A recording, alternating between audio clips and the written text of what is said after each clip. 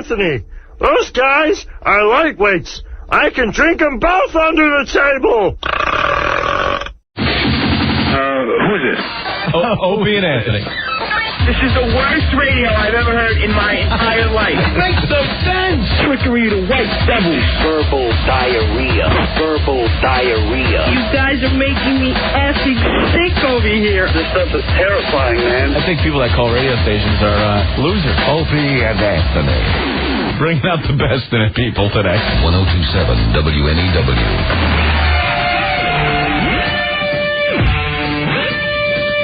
I hate this place.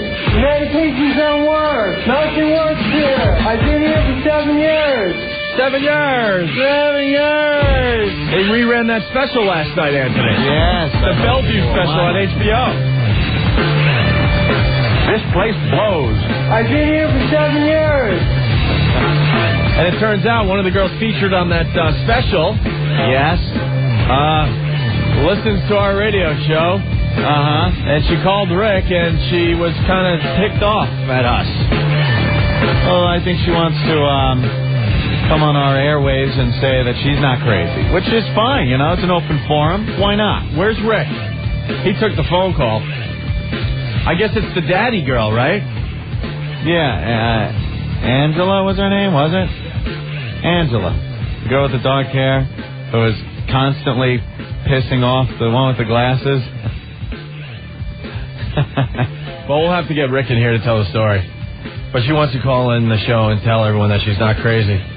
Sucks to be her, though. She's featured on a Bellevue mental hospital special on HBO. Yeah, because then everyone's going to think you're crazy. If you're in Bellevue, people are going to think you're crazy. If you're in Bellevue on a special on HBO, and they deemed your story good to focus on, out of everyone in Bellevue, they're going to think you're uber crazy. Yeah, I mean, imagine if Ken Stevens was on the Bellevue special. Well. And then he's walking around the halls as this big, huge exec for Viacom. We're like, no, you're the crazy guy from the Bellevue HBO special. Read the New York radio message board. They think he is in Bellevue. Ken Stevens. And there's sometimes I agree. I think Ken Stevens is insane myself. You still read the New York radio message board? Very rarely I go on and read it. I've given up on that message board. I have no time for closed-minded apps. I pop on, read it. Like the first post or two might be a discussion you might want to read into, and then it always turns into this personality sucks and we rule, or we suck and certain personalities rule, and it gets ridiculous. Right. Rick, so Angela called you?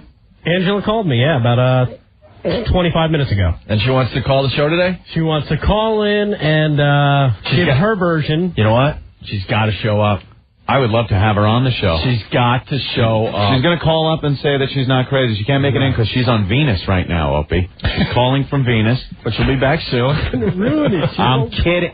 If she's not crazy, then she understands we have sense. Rick, why are you cringing? This is what makes good radio, to make fun of her and say how crazy she is, and then we have that fun conversation. Not make fun of her. We're just discussing what we saw on the special. Now, if she wants to come on and explain that there's more to her than just what was seen on the special, I'm all for it. She was crying over her dead daddy. Right. Is she listening right now? What? Why is it? Okay, yeah, probably. Stop it. No, I saw the special, and it was kind of touching when she was getting emotional about her father. It's like, get over it, man. I mean, jeez. Crying over your dead daddy. Opie, please now. The girl wants to come on. Just think that the daddy could be alive today if she knew CPR or something. All right. What? Why is everyone leaving? All right. What? Enough. What happened? Enough. This is what we do, right? We have fun. What the hell were you thinking? Oh, she's on the line already. No. See? All right, I got to go get some coffee to prove how much of a puss I really am. Where? Let me make sure it's her. They hung up on her. Yeah. Swear to God, Stinky wrote Angela down, and then it hung up. Maybe because she just heard that last. No, don't. Look, you got to give everyone a shot. If you know the HBO special portrayed her in a certain way, wasn't her, and she wants to come on, I'm all for it. I encourage it. She said she had a little bout with depression and stuff, and that's why she was in Bellevue. Right. She said she had checked herself in. And now she's the cameras fine. showed not the whole story, so Right. she wanted to fill in the blank. Hey, Ann said she'd be an easy lay. Well, I see. Now that's some. I mean, if I'm going to hell, I'm bringing my pal with me. That was some of maybe the things that HBO portrayed inaccurately, Opie. And if she wants to come on here and say that no, indeed, she would not be an easy lay in Bellevue, I'm all for her coming here and giving her some. You know, I'm the guy. If I'm going to commit suicide, I'm going to make sure I hit someone on the sidewalk, or if I could grab someone on the way down, I'm going to do it. You're coming with me, my pal. Look, okay, I might have said some things, but they were said she was an easy lay. I said she may be an easy lay, based on what was portrayed in the HBO special. If she wants to come on here and talk about all the action you could have with that one. And I was talking generally of chicks in mental institutions. I think they would be easy lays. You going to say I'm wrong? Easy lays, but they'll follow you for the rest of your life. Just wear Daddy's clothes. Oh, it's Daddy's cologne. I'll put a little of that on. No, see, Opie, stop that. I didn't do nothing. I'm schizophrenic. Dylan. Hey, what's up, guys? Hey. What the hell? I think you were supposed to keep me on. Never. All right, thank you. Our first call of the day, and a banner call it was. You know, you guys are featured in our Brill's content interview, and that guy just made us all look like tools. We'll talk about that later. Chris, what's up? Hello, Angela. You need to call and straighten this out. There's nothing wrong with you. I'm here for you. Are you claiming to be Angela's dad? Yes, I am Angela's dad. Angela's dad passed away. No, he did not. Angela's mom passed away. Dropped dead right in front of poor Angela. Don't bring that up like that, Opie. Now, we want to talk to her, and you're going to read it. Everyone knows it's, breathe twice, pump 3 times. You're going to read it. This girl went into Bellevue because of depression. She's out now. She's working, right, Rick?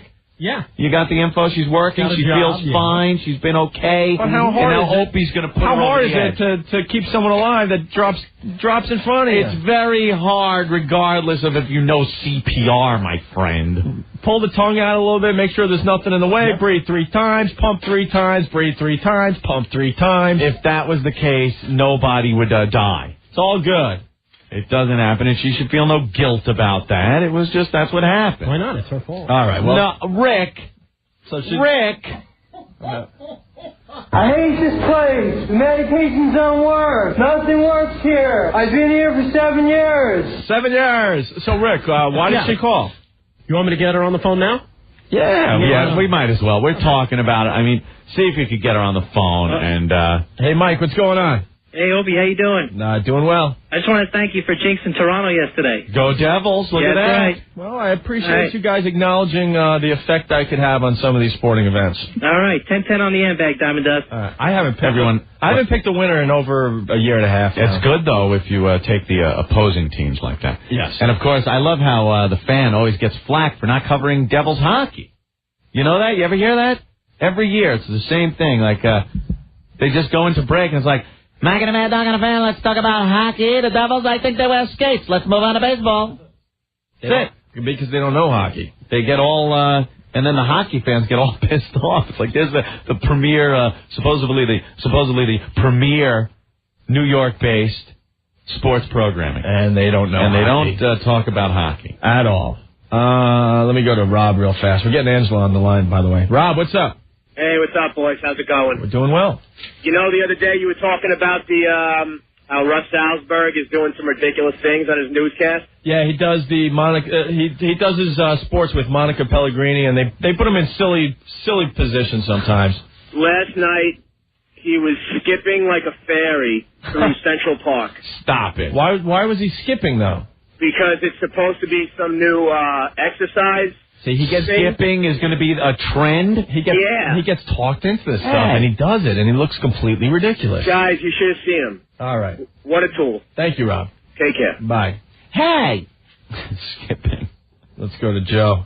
Waiting for Angela. Joe, what's up? Hey, guys. Hey. If Angela comes in, I think all the sharp and blunt objects should be taken out of the studio. I want her in studio. Well, look what I see. down on the hotline. All right. We got to go, Joe. Speaking of rules, guys. Speaking of the devil. Angela. Angela's on the line. All right. Let's welcome Angela to the Opie and Anthony show. Hi, Angela. Hi, how are you? How are you? Okay. I could totally tell by your voice this is you. Hi. Yeah, there's the laugh. A couple of friends of mine told me that I was on your show last night. Well, we were discussing your appearance on the Bellevue special on HBO. Yes. You know, of all the specials that HBO runs that you could be a part of, the Bellevue special is probably one you really might not want to be part of. I would like to be part of Real Sex. Yeah, something like that. That would be nice. So how was it that you were in there and they featured you pretty prominently in that special? Okay, well, first of all, I didn't know I was being filmed, number one. How was that? I was all drugged up. Oh, but the camera was right there and everything? Well, she was all drugged up. I don't remember it, that's what I'm saying. Wow, and did they have you sign a release all drugged up? Even if they did, I don't remember it. Oh, I smell lawsuit. Yes, because that's what I'm doing right now. As we speak, I'm having my lawyer look into this for me. Oh, there's an exclusive. So wow. Lawsuit. So the thing is that I admitted myself to the hospital, and, with confidential, they make you sign papers saying that they're not going to, you can't release this on, right. on HBO especially. That makes perfect sense because if you're in there, that's what I'm saying. You're going through some problems, and if you're like when you doped see up, a therapist and they can't repeat what you're saying to anybody. Right. There's some even if you tell your therapist, "Oh, I killed somebody," they can't repeat that to anybody. And how could they take a release that you signed when you signed it if you were doing drugs? Exactly. Oh my God, they got a lawsuit. That's what I'm saying. We're trying to sue right now. We're trying to sue HBO and Bellevue. And the director of that program, I have her name and everything. So why did you check yourself into Bellevue for that? Yeah, what was going on? I was depressed. Yeah. That's it. Why were you? Because you broke up with a boyfriend you had for a while? It was reasons for that, yes, that too. I don't know if I didn't even see it yet. It was on last night again, and my friend taped it. I'm going to watch it today. I tell you, you were the cutest nut in the fruitcake. I got to tell you. Oh, that's why I called you. I just wanted to clear my name because I'm not a nut. Well, we got to go over it a little bit, Angela. Yeah. It was a little strange to see you dancing around with the picture of your father. I know. Yeah, it was actually touching though, Opie. I got to say it was. Well, the thing is that when I'm not in the hospital, I do not act like that. When I'm in the hospital and they drug me up, they put me on so many drugs that you don't even you don't know what you're doing. Well, let's explain what you'll see when you finally see this on HBO. Sure. You didn't have a bra on. Your boobs were looking very nice. Oh my God. No, I'm serious. Yeah, a little nipple action happened. Oh my God. You were crying uncontrollably. Oh, my brother's not listening to this. Holding a picture of your daddy and my dad passed away 6 years ago. Yeah, and that's why you kind of were depressed. Yes, I get, on and off depressed about that. How long ago was that taped? That tape must have been about 2.5 years ago. 2.5 years ago? It must have been, Oh, they taped that a long time ago. Yeah, 2.5 years ago. Now, who was that, the chick with the glasses? I don't remember anything from there. You remember nothing? Nothing. Do you remember? My friend called me at work, and she told me, you were just on HBO last night. I go, what? I was like, for what? I don't remember being, filmed for anything. She was like, no, remember when you were in the hospital, you told me? I was like, yeah. She was like, well, you were on HBO. I was like, after The Sopranos? I was like, oh, my God. Like no one was watching. Do you remember this guy? I hate this place. The medications don't work. I hate this place. Nothing works here. I've been here for 7 years. Remember that guy? No. You don't remember? That guy was yelling in the hallways. I don't remember. It was hysterical. Every day he would roam the halls saying I have no idea. Now, Angela, what's the story with your dad? He died right in front of you? Yeah. Yeah, because you talked about that on the I was show. very close to my father. Yeah. I mean, you know what? He looked like a party guy. He kind of looked like Rodney Dangerfield. Yes. Kind of like he had a very good sense of humor, my father. Yeah. It looked like he liked to, tip him back a bit. He was very cool, my father. Party guy. Yeah. Well, not party, but he was a gentleman. But he has a sense of humor, good sense of humor. So what was going on when all of a sudden he just dropped? He had a massive heart attack. And, he was he was good for a while, and then it happened out of nowhere. Were you guys, watching TV? I mean, what was going on? He was in a nursing home at the time. We brought him upstairs, and he just asked for his wheelchair, and he just died. Oh, so there were like doctors around? There were just some of the nurses from the nursing home. They didn't know how to do CPR. Yeah. Which is crazy in itself. And But you say on the special on HBO that you wish you knew what to do. Exactly. Now I do. Because you Now I do. I'm a personal trainer, aerobics instructor. You are? Yeah. Oh, you probably... I'm my medical assistant. You're So probably in good after all shape. that, I became, knowledgeable of everything. You know something else you're going to love, Angela? I'm right now on the HBO.com website, and when you click on the Bellevue special, your picture prominently displayed on the front page. Oh, yes. yeah. It's you with your arms crossed. That's when you were dancing. But why did they keep kind of hugging focusing yourself? on me, especially? Because you were like, because you looked normal, but you were just like kind of talking like you're all drugged up. But that one woman with the glasses... Tell me what the thing is on the computer so I can write it down and look it up. Oh, it's at HBO.com. Just click on the Bellevue. HBO.com. And what is it, the Bellevue special? Yeah, America Undercover. America Undercover. Are you still on medication right now? Yeah, you doing any meds? No. No, really? I only, Just a little a weed. couple of times I was in the hospital. It's the only time I was on meds. Really? That's the only time. I mean, I've been seeing a therapist for the past year. Yeah? I've been doing great. I haven't been depressed or anything. Well, you know what you got to do? You have to come in on the Opie and Anthony show. Yeah, we'd love to have you in. Okay, sure. I'd love to meet you because you seemed like you were the fun one in there. Okay, yeah. I swear to God, that one girl with the glasses was like always jealous of you because she thought the doctor had the hots for you. Oh my God, I gotta see this tonight. I can't wait for Don't we have some audio? Do we have audio? Rick, get some audio because we pulled some audio from the show, and if you want to hear some of the clips of what she was saying about the doctor and you, and so funny. like this girl's freaking out, and you just poke your head in front of the camera and go, Yeah, we got some. Oh my God. You know, I got a confession to make though, Angela. This is Opie speaking. I was gonna rip into you really bad. You seem way too cool. Yeah, I am. I just can't do I have it. children too, so please don't. Oh, you do? Yeah, I have a 15-year-old and a 9.5-year-old. Wait a minute, how old are you? I'll be 33 this year. 33, and you have a 15-year-old? Yeah. Let me do some math. I had her young. Holy Jesus Palomino. Right. Where I had her was when I was 18. Where was she when you were in the hospital? She was with my mom. Oh. My mom pretty much raised my oldest daughter. You want to do like a mother-daughter thing for NSYNC tickets? Oh, yeah. Oh, my God. My daughter loves NSYNC. Yeah, she's just coming in. We should give her NSYNC tickets. Oh, God. All right, she was in Bellevue, for God's sake. What more do you want her to go through, Opie? She was in Bellevue. My daughter's birthday is coming on the 20th. She would freak if she had NSYNC tickets. We could just call it, you gotta be a nut to want to go to NSYNC. I'll take it then. I don't care. You know what? For anything for my kids. If Angela comes in, we'll give you a pair of NSYNC tickets. You will? Oh, yeah. Oh, my God. Thank you so much. What happened to us? Thank We you went so from much. ripping into you to giving you like... Yeah, we turn into pussies when girls are involved. I know. It's really a sucks. shame. All right, hold on. I was hoping you'd be like, My out of your brother mind. listens to you guys. He's a truck driver. He loves you guys. I love just have the to say truckers. hi from my brother Michael because he loves you guys. All right, Angela, we got some audio. Yeah, listen to Okay, I'll this. listen. This is Cheryl, the crazy lady with the taped-up glasses that look like Bubba Ray Dudley's sister. Bubba Ray Dudley, yeah. Oh, my God. Yeah, what part is this?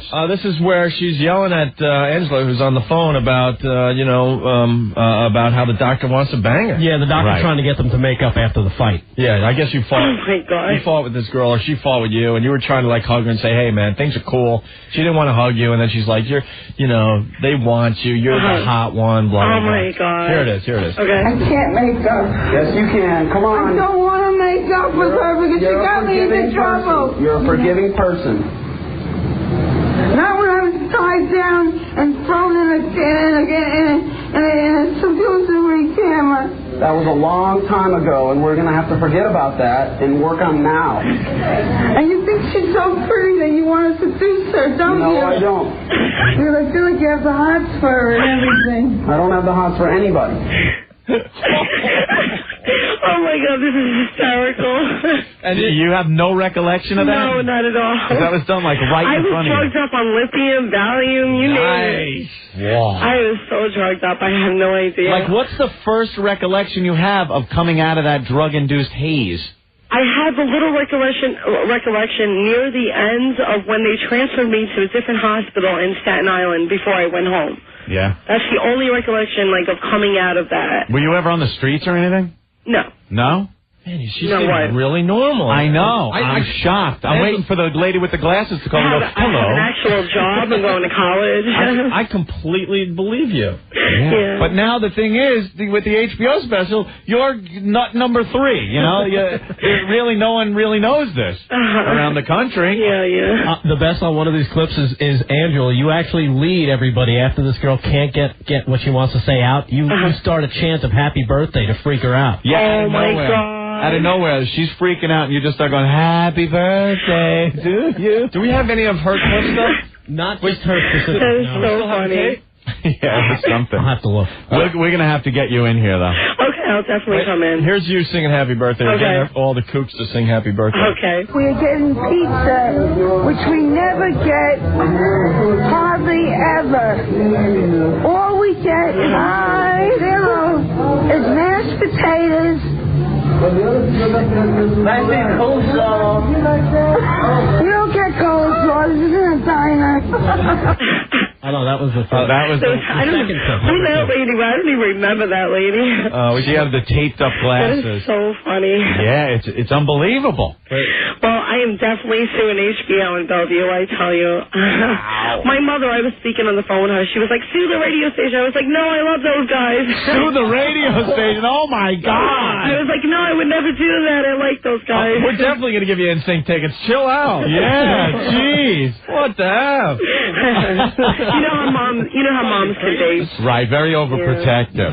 This really is an exclusive. Angela was on the HBO Bellevue special. She doesn't. I don't mind if you mention me. But she doesn't remember being taped or anything. No one asked for her permission, and it looks like you got some kind of lawsuit on your hands. Again, I'll say it. The only impression we had of you was that we saw on the HBO special. Yes. And of course, that's going to portray a different, Yeah, if we imagined speaking to you on the phone, we would have imagined like or something, not somebody who's exactly carrying on a normal conversation. We got a guy on the line that works for an insane asylum. He says Angela, when she goes in, she signs away her rights. I don't know if that gives you your permission to be on HBO on a special. Who said that? A guy that works in. He works at one? In one of them, yeah. Well, when you go in and you sign yourself in, it's not signing away your rights, which you're just signing yourself in for arrest, and you're telling, you're just signing like a paper saying that you're going to be in there for a certain amount of time. You sign into the Holiday Inn for arrest, Angela. You sign into there for some dope. But the only thing is that if you tell them, like when you're signing in, that you were ever suicidal, it becomes almost an involuntary thing. I've been through that also, but not at that place, but at a different place. Now, I remember I was watching the special. I saw a couple of patients in there that had their face blurred out. So obviously they didn't consent to it. That's what I'm saying. And even if I signed the paper, I don't remember signing it. Right. I don't even remember anything being filmed or anything. That's how oblivious I was to the whole thing. You stick to that story, your daughter will go to the best school around. Oh, God, I hope so. We have a psychologist. Those very talented young ladies, both musically inclined like me. From singing of Happy Birthday, I could tell. No, I play piano and I'm a dancer. Uh-oh, where do you dance? I was teaching I'm kidding. That's all she needs is like... Is there a pole where you dance? There's no pole where you dance, right? No, there's no pole. I was teaching children for a while. God, you're so funny. She seems like a really nice girl. Actually, you seem more normal than 90% of the women that call this goddamn show. A psychologist is on the line and says you have no case. It was a documentary. Yeah. Doesn't matter. So you call something a documentary and it gives you carte blanche? No. I'm just throwing it out there, Anthony. It's not right because my friends, my daughter's friend's mother saw it, and then my kids are getting embarrassed, and I'm basically embarrassed right now. My family saw it, my friends saw it, and they're all calling my mom. My mom is being, embarrassed as well. Oh, Angela, it was only on after The Sopranos, not a good lead-in. That's what I'm saying. Right after The Sopranos, you see a crazy person running around like. Everybody was like, "You look crazy, but your hair looked good." She's like, "Why couldn't it have been on after Arliss?" Said my hair looked good. I was like, Angela, you looked fine. Oh, at one point you put your hands on your head and you go, "Oh, look at my hair. I look like pebbles." I'm 15 pounds overweight right now, but I still look pretty. You know what? We got to get the clips of Angela. We're going to try to find the HBO special so we can play some clips for you later. We'll call you back if we find them, okay? Great. But here's you. Is this the one leading the rest Happy birthday. The rest of the Kooks in Happy Birthday? This is not for kids.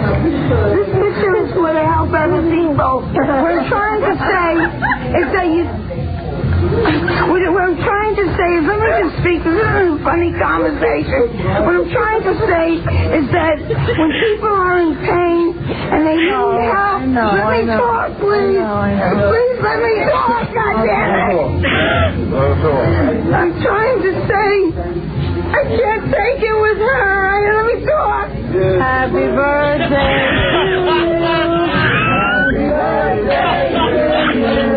And they all follow suit.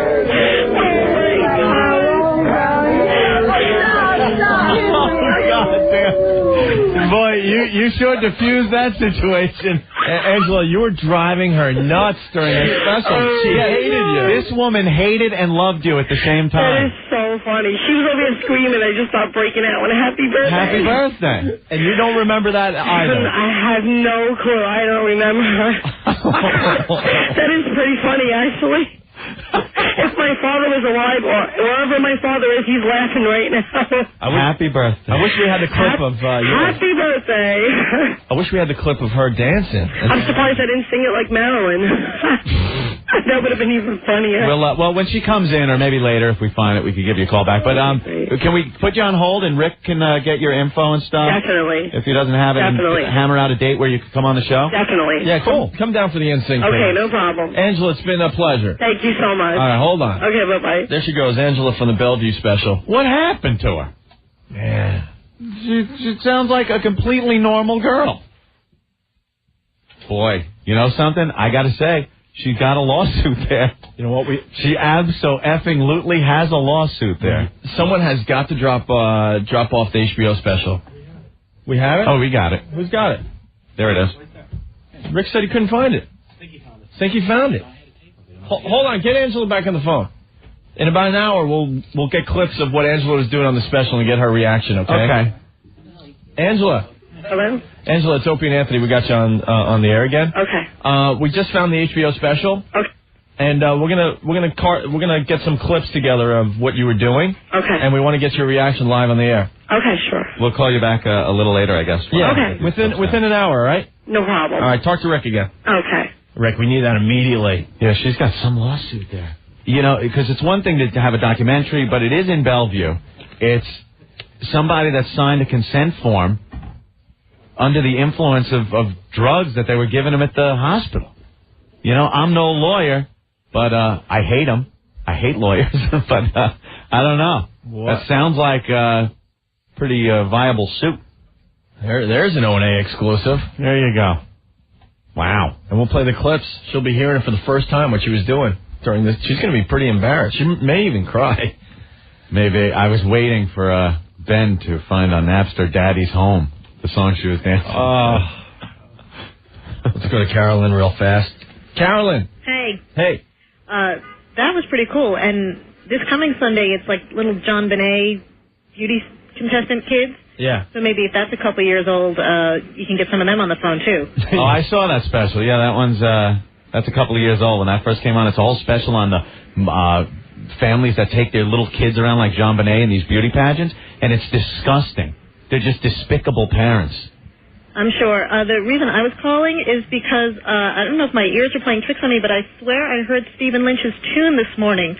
Please give Stephen a little more credit. We're getting a lot of email on this. Someone is completely ripping off Stephen Lynch's Hermaphrodite song. It's Hermaphrodite is the song. But they redid all the words. It's an acoustic version. We got the version on Napster, right? Do we? There's one of the versions. We ought to do it back to back and listen to the music. It's ridiculously a ripoff. The whole attitude of it is Lynch. Now, Lynch is pretty much, he's very original. His sound, what he's singing about, the music, because he's an accomplished musician. The guy's a great guitarist. And what you might have heard this morning is just a bad imitation of Stephen Lynch. It's kind of sad. It really is. Well, I mean, when you apparently think about it, really. Apparently it's a little kid, but it's still theft is theft. Well, when people are pushing it like it's great and it's nothing but a pale comparison of the original, which Lynch, and you hear him on this show, it's ridiculous, and it makes it even more ridiculous when you put it into the context that it's in. And that's all we can really say. Yeah, and I also heard the term instant feedback. That one's amazing. That's just... And you know who started instant feedback today? Who? Imus. Everyone is picking up on the instant feedback phenomenon. I used to call that heartburn. Instant feedback of what I ate.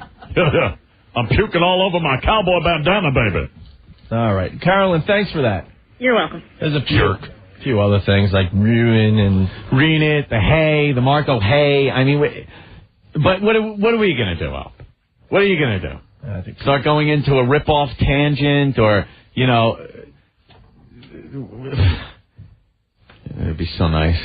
That's all I can say. It would just be so nice. 3 weeks and counting, ladies and gentlemen. Are we ready to play that song? Give me 1 second to find it. Yep. All right, hold on a second. Napster. This is about all the stuff you find on Napster these days. All the crap. Unless you put in Tamalica.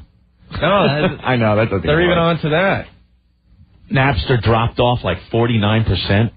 That's all the record companies wanted. Yeah, that's it. As long as it took a big hit. You ready, Rick? Yep. Right. Here's the song. Here's the pale comparison of Stephen Lynch. It's done by, I don't know. You be the judge. And remember Hermaphrodite. Well, we'll play it after this. Listen to music. Holy crap. Mornings as she walks through the door, I'll be the pimp, yeah, and you be the whore. Might be a curse in here, Opie. When I see her nose, more so and more so as she cut my balls. Hermaphrodite. I mean, give me a break. This is done, you're the one. You make my fantasies so much fun. When I see you, I fall into a rage. I really don't care. You're terrible at my age. Whoa, finger stuck in the strings. People think I'm weird. Some say I'm sick because I would like her to suck my. Nice. And then what? It goes anyway. Be a preacher, but I'm lost in after an English teacher. Yeah. Oh, an English teacher. Yeah.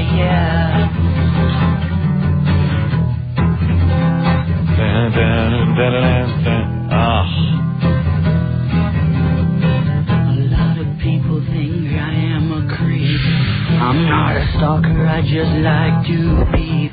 She sits up high in her green Toyota. He just said the F word. Mrs. John, yeah, you're the one. You make my fantasy so much fun. When I see you, I fall into a rage. I really don't care that you're at my age. Oh, Jesus. All right, listen. All right, enough. That's pretty much it. First of all, the song blows. It goes on for like 4.5 minutes. And people are saying, because I'm reading this now on instant feedback, hey, it's a 14-year-old. It's a kid that got kicked out of school for the song. It's about his teacher. I don't care who the kid is or if he's ripping off Lynch or anything. It's just the forum that he had to play this song, the forum that was used to play this song this morning, presented it as this unique, original thing. That's all. And it's a blatant... I mean, obviously, the kid's very influenced by Stephen Lynch. Jesus. I guarantee he's got Stephen Lynch's Hermaphrodite. Here's the original. I mean, all right. He's probably listening right now. He probably is. But here's Stephen Lynch, Hermaphrodite. This is whatever. Just listen. She's parts girl.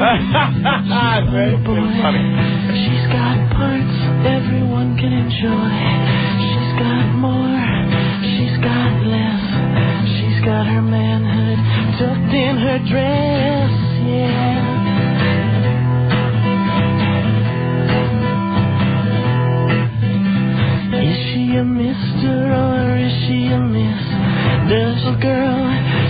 my little guy. When I try to please her, I get poked in the eye. Yeah.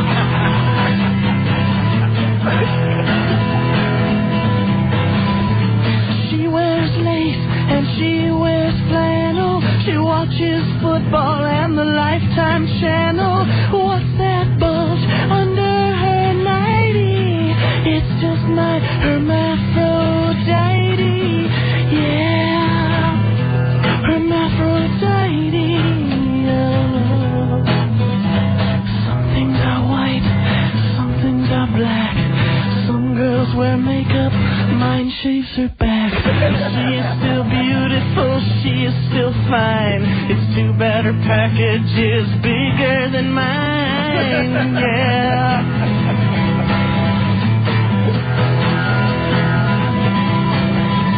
She looks like Cher, but she's built like Sonny. She loves Brad Pitt and finds the Three Stooges funny. Who's that girl with the grip so mighty? It's just my hermaphrodite. Yeah, hermaphrodite. Hermaphrodite. Hermaphrodite.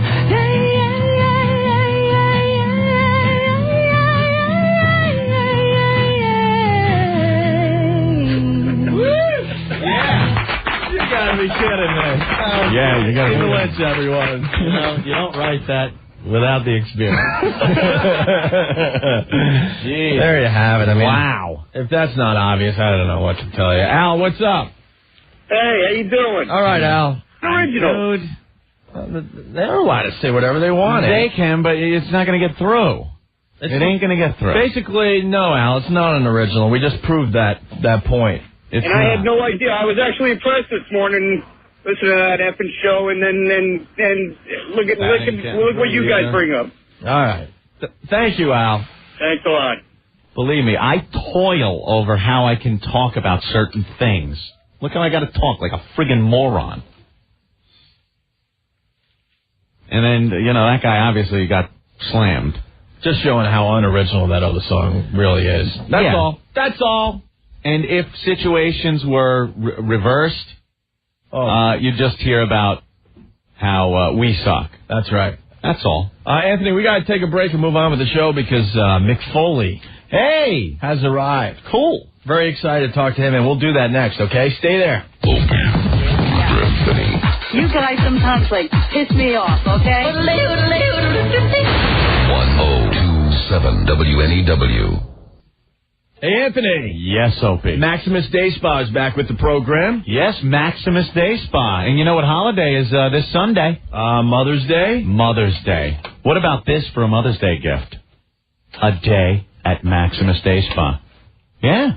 I know a bunch of people that have gone. Yeah. They absolutely love this. This is a home run, guys, I'm telling you. Mm-hmm. Without a doubt, whether you give one to your mom or your girlfriend or your wife, it's unbelievable. Yeah, it's foolproof.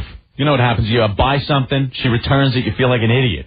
With Maximus gift certificates, you can't go wrong. All you do is choose the amount, she chooses the services. And they love this. Believe me, it's a day of pampering. Like the signature water journey with a Vichy shower, water massage, and a magnificent cascading waterfall, or the sumptuous full-body massage, or exotic facials, manicures, pedicures, with paraffin and fragrances that will melt her stress away. Women love pampering and spas, and you can't go wrong with Maximus because it's the ultimate day spa. Just get a gift certificate for any amount from $50 to $500.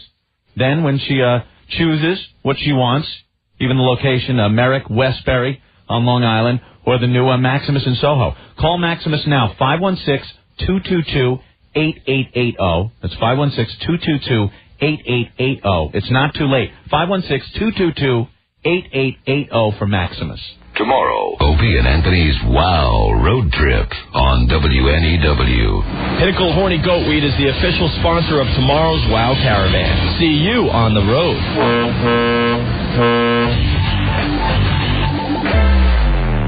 The Opie and Anthony Show. Let me let you ladies in on something. Oral never gets old. Home of the Hummer. 1027 WNEW. 1027 WNEW, the band Tantric and Breakdown. It's the O&A Show, 212-757-1027. Look who is in our studio, Anthony. Mick Foley. I gotta say, we interview a lot of the WWF wrestlers and stuff. Yeah. This is a thrill for me. I'd heard you guys were kind of Foley fans, and I hate to disappoint you, but seeing as how well the Chris Jericho as Fozzie refusing to break character interview went, that was great. I just want to be known as the dude while I'm here. Dude love talking to you guys. Dude love. Yeah, it's not. Did you hear? You heard about that interview? I was in the worst traffic jam in New York, and on the way to Long Island, and I heard almost the whole thing. And you guys are telling him, hey, look, we love Chris Jericho. We want him here. We don't want this Moose McQueen. Mule juice, And I'm like, Chris, for crying out loud, just break character. He wasn't budging. Killing us. He was not budging. We were so frustrated, though, with that, man. But we had a good time with him, because we goofed on the whole thing. And then Triple H, we had a great time with... we had Triple H spanking girls last time. You're kidding me. Any girl I can spank here? Oh, come on. Where's a girl he can spank? How about Kevin? He's got a sizable... Big Kevin. No. Not made for spanking? Sorry. No. Why? Who do you got? It's her last day. No, you can't. You can't have Mick Foley. You don't want to be spanked by Mick Foley, do you? I write children's books. Yeah, exactly. I'm not kidding, Anthony, I just got nervous now. I can talk the talk, but I can't walk the walk. Yeah, she's Triple H drew blood. You look too nice. He drew blood. He was spanking this girl, and there were like blood vessels broken on her ass cheek. We were a little disturbed at that one, man. And we enjoyed it, though. Yeah. She seemed to want it. Anthony, a Long Island boy. I know. Ward Melville. Yeah. Yes. We were going at it outside the studio because Harbor Field's Ward Melville. Big rivalry. Basketball rivalry. And that was 81, I believe, right? Mm-hmm. Right. Yeah. And they beat us. They did Fields that year, and we had Brett Barrett. All-American Brett Barrett on the team. I was too busy smoking pot in my high school, John H. Glenn High School, which I think were the champion pot smokers back then. You guys could argue your basketball, but... Well, his father was the athletic director for Ward Melville. But you didn't really... You played a little, lacrosse? You know what?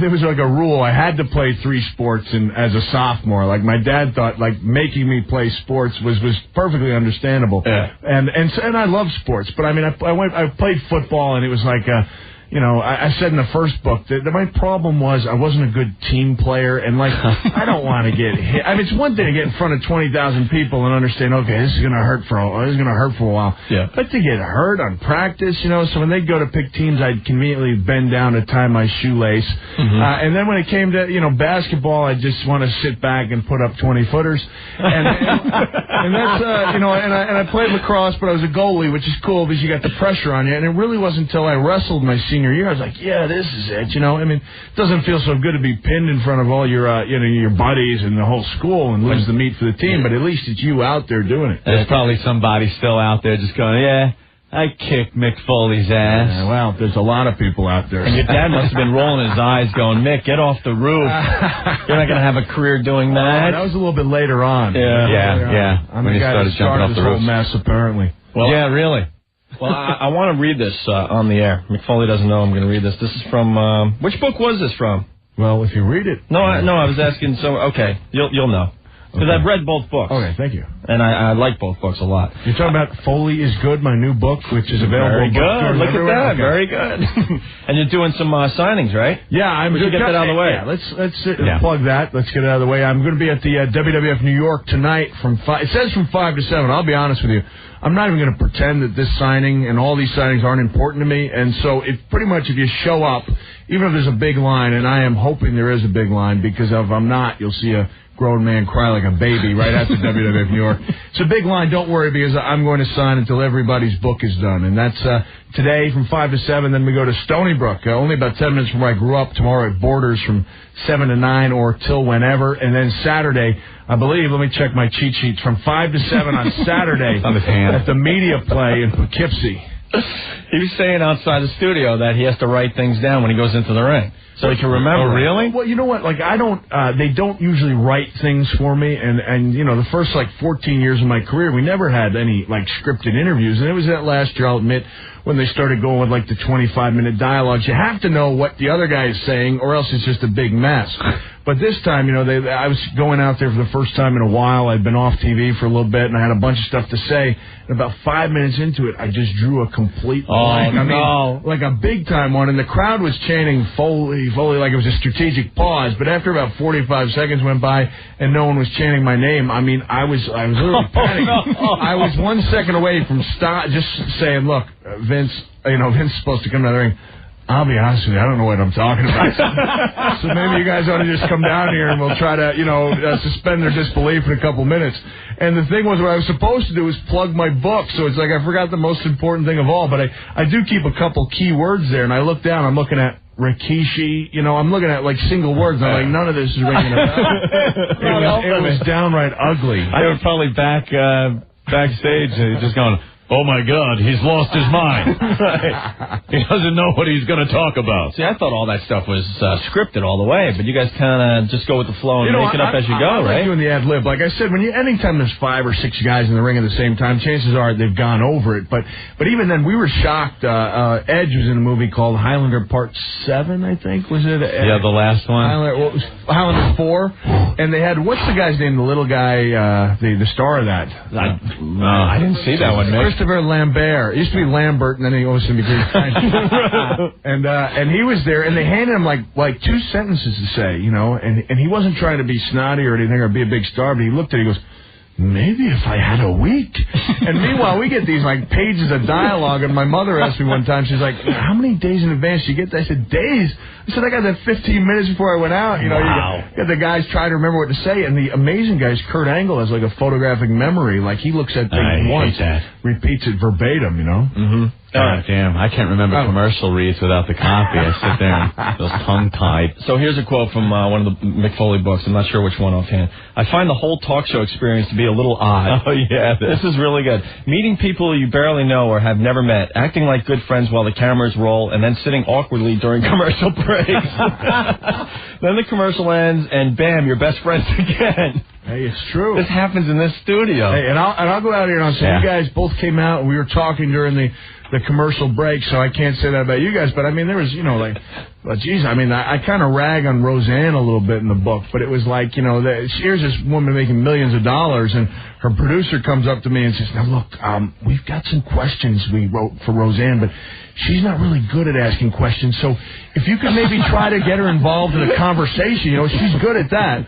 I said, all right, okay, I'll try. And then she said, look, we put together some really good clips, but Roseanne isn't really good at remembering to call the clips. Oh, my God. If you want your clips to be seen, you better call them up yourself. And I'm thinking, what the hell qualifications are necessary to be a talk show host? You're hosting the show. It's unbelievable. I stumbled out of there, and they were bowing down reverently to me just because I'd made it through the show. It was horrible. Hideous. We got to take a break really fast, but before we do, Foley is Good is the new book. You got to tell Anthony your theory about poo. I was trying to explain that to him in the back office. Do we have this time? Do we have a couple minutes? Yeah. Oh, yeah. All right. If anyone's a real big wrestling fan, in other words, a guy without a girlfriend, if they're a real big Foley fan, and if you go back and you look in the archives, almost any mainstream media interview, like a 2020 or the biography, you'll notice one constant. That is, I'm wearing Winnie the Pooh clothes. Really? Yeah, and my theory is, it's never been scientifically proven, but to me it's just a common sense thing, is you're facing a lot of times, the mainstream media looks down on the wrestlers, or they don't like you, and they want to be confrontational, because we're a little bit controversial. And my feeling is, if you want to be mean to somebody, and you look down and there's that chubby little cup all stuffed with fluff, you can't quite do it, And I'm like, I wear this stuff all the time. I like it anyway, he's a nice, gentle little guy, makes up for the fact that I'm ugly and kind of puts people at ease. But that's true. I have utilized poo, my poo theory, and then I go later in the book, or right after that, and talk about how really we're supposed to look at Winnie the Pooh like this is a tremendous family living in the woods, and really they're a bunch of dysfunctional dysfunctional idiots out there. Right? The whole Pooh family? Well, you know, it makes sense, though, if you read the book. We take flack for being violent and being, inconsiderate. And I'm looking like the original Winnie the Pooh movie. If you remember, Pooh was stuck in Rabbit's hole, his living quarters I'm talking about, right, for like a week because no one would dig him out. It was like Rabbit wouldn't, he wouldn't get him out, and they made Pooh basically starve himself until he could ease himself out of there. They didn't even put a little Vaseline around that hole or something, and I'm thinking, these people are cruel. Rabbit's an anal retentive neat freak, right? Owl has a serious superiority complex. Tigger is like the guy with the speech impediment. He's really just out for himself, totally narcissistic. And then what I said about Eeyore, I said, he's not even manic depressive. He's just depressive all the time. And I believe, something never been touched on, is that I believe Eeyore, I'm going to state it right here publicly, Eeyore is a homosexual. How the hell is that? All right, well, look, how does a guy put on his tail? With a nail. He gets nailed in the butt, doesn't he? He gets nailed every day. Well, on every episode he's getting nailed in the butt. Yeah. And then Christopher Robin, Well, he's got the socks a little too high and stuff like that, right? The loafers, and Pooh basically has been without pants for 30 years. And I got a Christmas book yanked from thousands of stores, and one of my elves was naked. And I'm like, look at this guy. The second, if you're completely naked like Little Bear, you're just being natural. But the second Pooh puts on a shirt, it means he's at least cognizant of the fact that he's supposed to be wearing clothes, and he chooses not to. Very good. Goddamn brilliant. I've never heard it quite put that way. All right, we got to take a quick break. If you want to talk to Mick Foley, 212-757-1027. The book is really, really good. I love the first one. I was telling him outside the studio, I read it on vacation of all places. Let me nail your ass with my hammer, And, of course, the second book, which is out now, Foley is Good. He's doing a book signing at the WWF restaurant pretty much right after he finishes with us. And Opie, let these people know I actually write these books, There's nobody helping me out. I do it by hand. And I could tell. You need an editor. What are you saying? I go on a little long? On the train today I was reading because I'm up to the part in the new book where you handed in your book. Right. The book is like this thick, the first one. It's like War and Peace, yeah. It's more, really. And you bitched and complained because Tuesdays with Maury was only this big. Well, should I share my sex toy theory, or should we come back and I can... You can keep... Go ahead. I can keep rambling? Yeah. My theory is... All right, now, this goes back...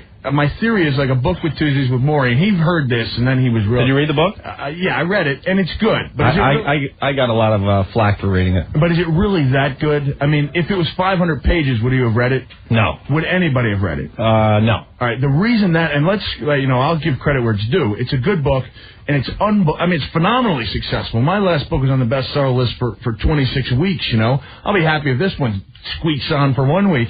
This book's been on for like 180 weeks. But the reason I come up with is that he's obviously drawing a lot of people who don't usually read, hear that it's good, and then they see that they can knock it off like in an hour and a half. So, all right, a big book, I say, is like, it's like, a big book is like going out with a girl every day, having to spend quality time with her, buying her dinner, and not even having a guarantee you're going to nail her at the end of the relationship. It's like, you don't know how the book's going to end. You're not going to really like it. And so what I thought automatically is when I was in Montana on a wrestling tour in like 1987, right after I graduated college, we're out in the middle of nowhere, and a bunch of us go to an adult shop, and we're kind of like thinking, we're going to be smart guys, and we say, excuse me, ma'am, can you tell me what your most popular dildo is? And we're looking at these things that are just a potpourri of some of the most massive members you've ever seen in your life. And she brings us over to this little tiny thing that it looks like something my mother used to take my temperature with. And she says, this is our most popular model. I was like, what the hell? Why don't they just use me instead, And I said, well, why? And she goes, well, most women using a sex toy have never used one before, and they find it to be less threatening.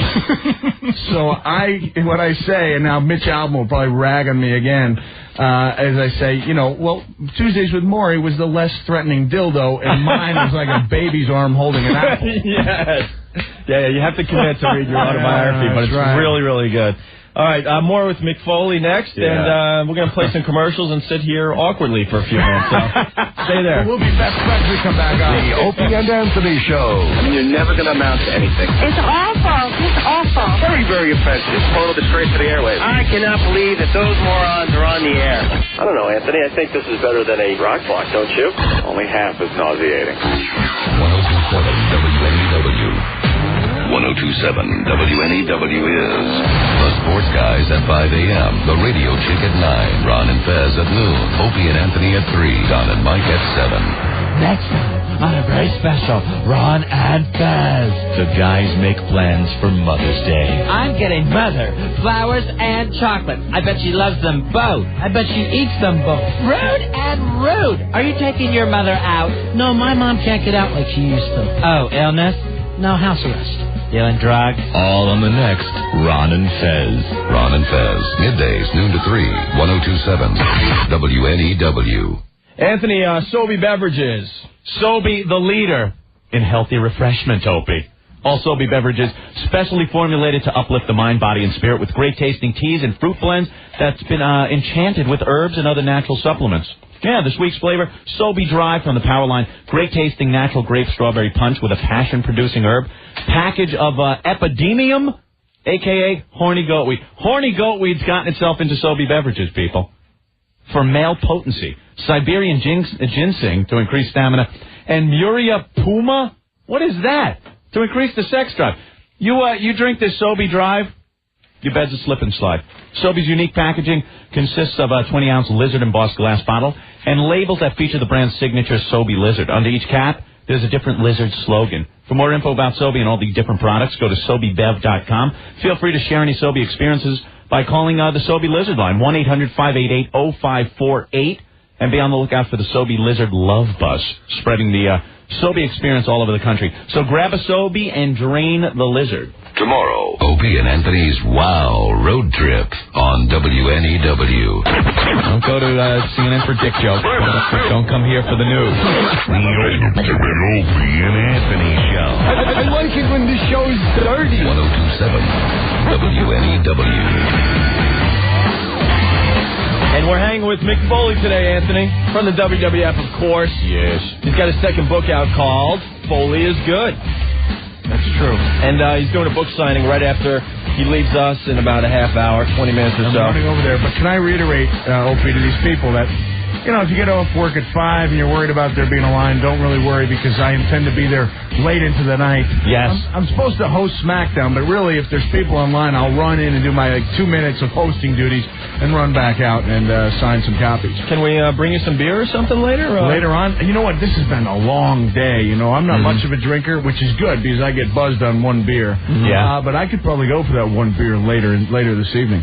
There you go. There you have it. Can I mention a few other things from the new book? Yeah, feel free. That I enjoyed. Will it help me sell copies? It should. You better mention it. The writing is really, really good. Very entertaining, very funny, a lot of comedy in the book. Here's something we talked about when I told everyone I was reading the new book. Baseball managers that wear uniforms. We went off on that. Yeah. What's the deal? I mean, doesn't anyone have the guts to stop and tell them how foolish they look? Don Zimmer, from what I understand, is a wonderful human being, but he has got to be the stupidest looking guy in that outfit. I mean, I took some batting practice with the Twins a year and a half ago, and I looked... I'm not saying I didn't look bad in that outfit, you know. I mean, I looked really bad, but... you know, Zimmer, and then they try wearing the warm-up jacket to cover it, and it's like, guys, please. You know, I think I said, you know, you're talking about middle-aged men wearing tight spandex outfits, obviously meant for younger people. Right. Kind of like the WCW main event stars. That would always look so bad with WCW, especially if you would switch back and forth when they were on at the same time, obviously. I got to tell you, the reason I switched from the spandex, I wore the real great, vibrant brown color there for a while. there was a segment. There was me, Rock, and Ken Shamrock in a 3-way cage match a few years ago, and it was a good cage match. And me and Rock were up on top of the cage. They got this area like for lighting or gridding or something where you can actually sit on top of the cage. And we were throwing punches, which was cool. We were way up in the air. And then when I stood up, it was like the lights were shining in such a way on the back of my tights, and it was just dimple after dimple after dimple. And I was like, oh, God, it doesn't even matter. I came off the top later. I mean, I had a hell of a match. The only thing people remember is that I looked like an ass that just a Swiss cheese that backed into a belt sander. It was hideous. So right after that, I went with the sweatpants. Cool. We got a few people that want to say hi. Joe, what's up? Hey, what's up? Oh, Nate, you guys are the best. Oh, thanks. What about me, man? Mick Foley, man, you're a hardcore icon. That's all I gotta say. Your feuds with Sabu are legendary. You're the man. Thank you very much. Can I point out? I'm gonna admit the mistake. You guys passed me a note here saying that a fan had called and says, Mick aware that he had used William Regal's real name, Stephen. This past Monday night? I'd say after my performance on Monday, that was the least of my problems. Well, that's what Joe wants to ask. Are you going to be wrestling again, right, Joe? Yeah, I was going to ask when are we going to see you in the ring wrestling again? You know what I'd like to do is maybe have some kind of barometer here to feel. Do people want to see me wrestle? I don't know. Well, we'd love it. I would think so. Yeah. You know what? If it was really done under the right circumstances, I would definitely think about it. And right circumstances, meaning they were going to pay me a lot of money to do it. There you go. There is don't part of beat yourself up for nothing. It's like what the percentage of people who would look down on me for breaking my word and coming out of retirement would be somewhat minimal, especially when you consider that the average wrestling retirement lasts about 6 weeks. And I've gone about 60 weeks, which makes me, I'm like Abraham Lincoln of the wrestlers, What man of my word. What does your wife think, though? And the kids? She was really, really for me retiring. And then when that stock market started spiraling down out of control, I was like, Mick, you think you might want to do another match? Throw it in. We lost a little in the text. See, I didn't realize how much you guys got hurt. Yeah. I mean, I wasn't stupid and thought like a lot of people that wrestling is completely fake. I knew you guys were taking bumps and hits. But when you read his autobiography, it's insane how hurt you guys get on a weekly basis. Well, a lot of that stuff happened. A lot of the major injuries happened before I was in the WWF. But back when I joined in the end of '95, we were still on the road quite a bit. And so something like a sciatic nerve problem, you'd never had time to heal it, and it would just get worse and worse and worse. And now at least they have a schedule that's somewhat, some semblance of sanity to it. The guys are on 4 days a week, and they're off 3. So if you really watch yourself and take care of yourself, it's not that bad. It's still difficult. And I mean, then you throw in your personal appearances and the travel days. And when you add all that up together, you're still kind of working about 300 days a year, but at least you don't have as many matches as you used to have. Well, like the chair shots, though. I mean, that is... if I had it to do all over again, I think the one move I would have perfected, and since it's radio, you really can't see, but it would have been like that quick throwing my hand up to block the steel. Yeah, that everyone does that. Coming at high speeds to my head, and now a lot of people do it. You don't hear anyone going, he threw up his hand. I think most of the fans would deep down like to know, all right. You took it right to your forehead. I was a little dumb. I mean, I had that going for me. Hey, Mick Foley doesn't put up his hands, and they're like, Mick Foley's an idiot, What the hell? I mean, all the guys now are putting up their hands, and no one thinks any less of them, What do you think of Beyond the Mat with your wife and kids in the front row? I mean, it's been well documented. Yeah. I mean, unfortunately, they managed to catch my worst parental decision, on film.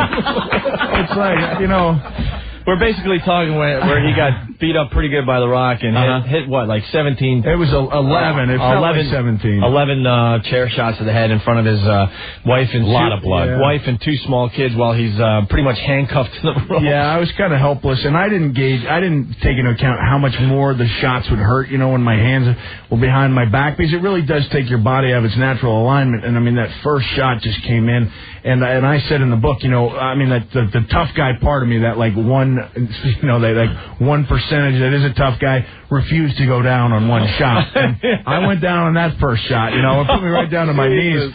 But the thing is, I've had a lot of good moments as a parent, but you really see my father-son talks on a movie. You get I made a mistake. The match got got a little out of hand. I was a little too into my role. The Rock, I think, was getting off on bludgeoning me a little bit too much, and it made for a great movie, but I didn't really know my kids were that upset, because when I got to the back, they were like over it by then. Right. And then when I saw their reaction to the shots, like, ooh, somebody's a bad father, Yeah. Jeez. Oh, man. That was awful. How is The Rock to deal with these days now that he's in one of the biggest grossing movies? Oh, I haven't seen him since then, Really? I would imagine he should be feeling pretty good about himself.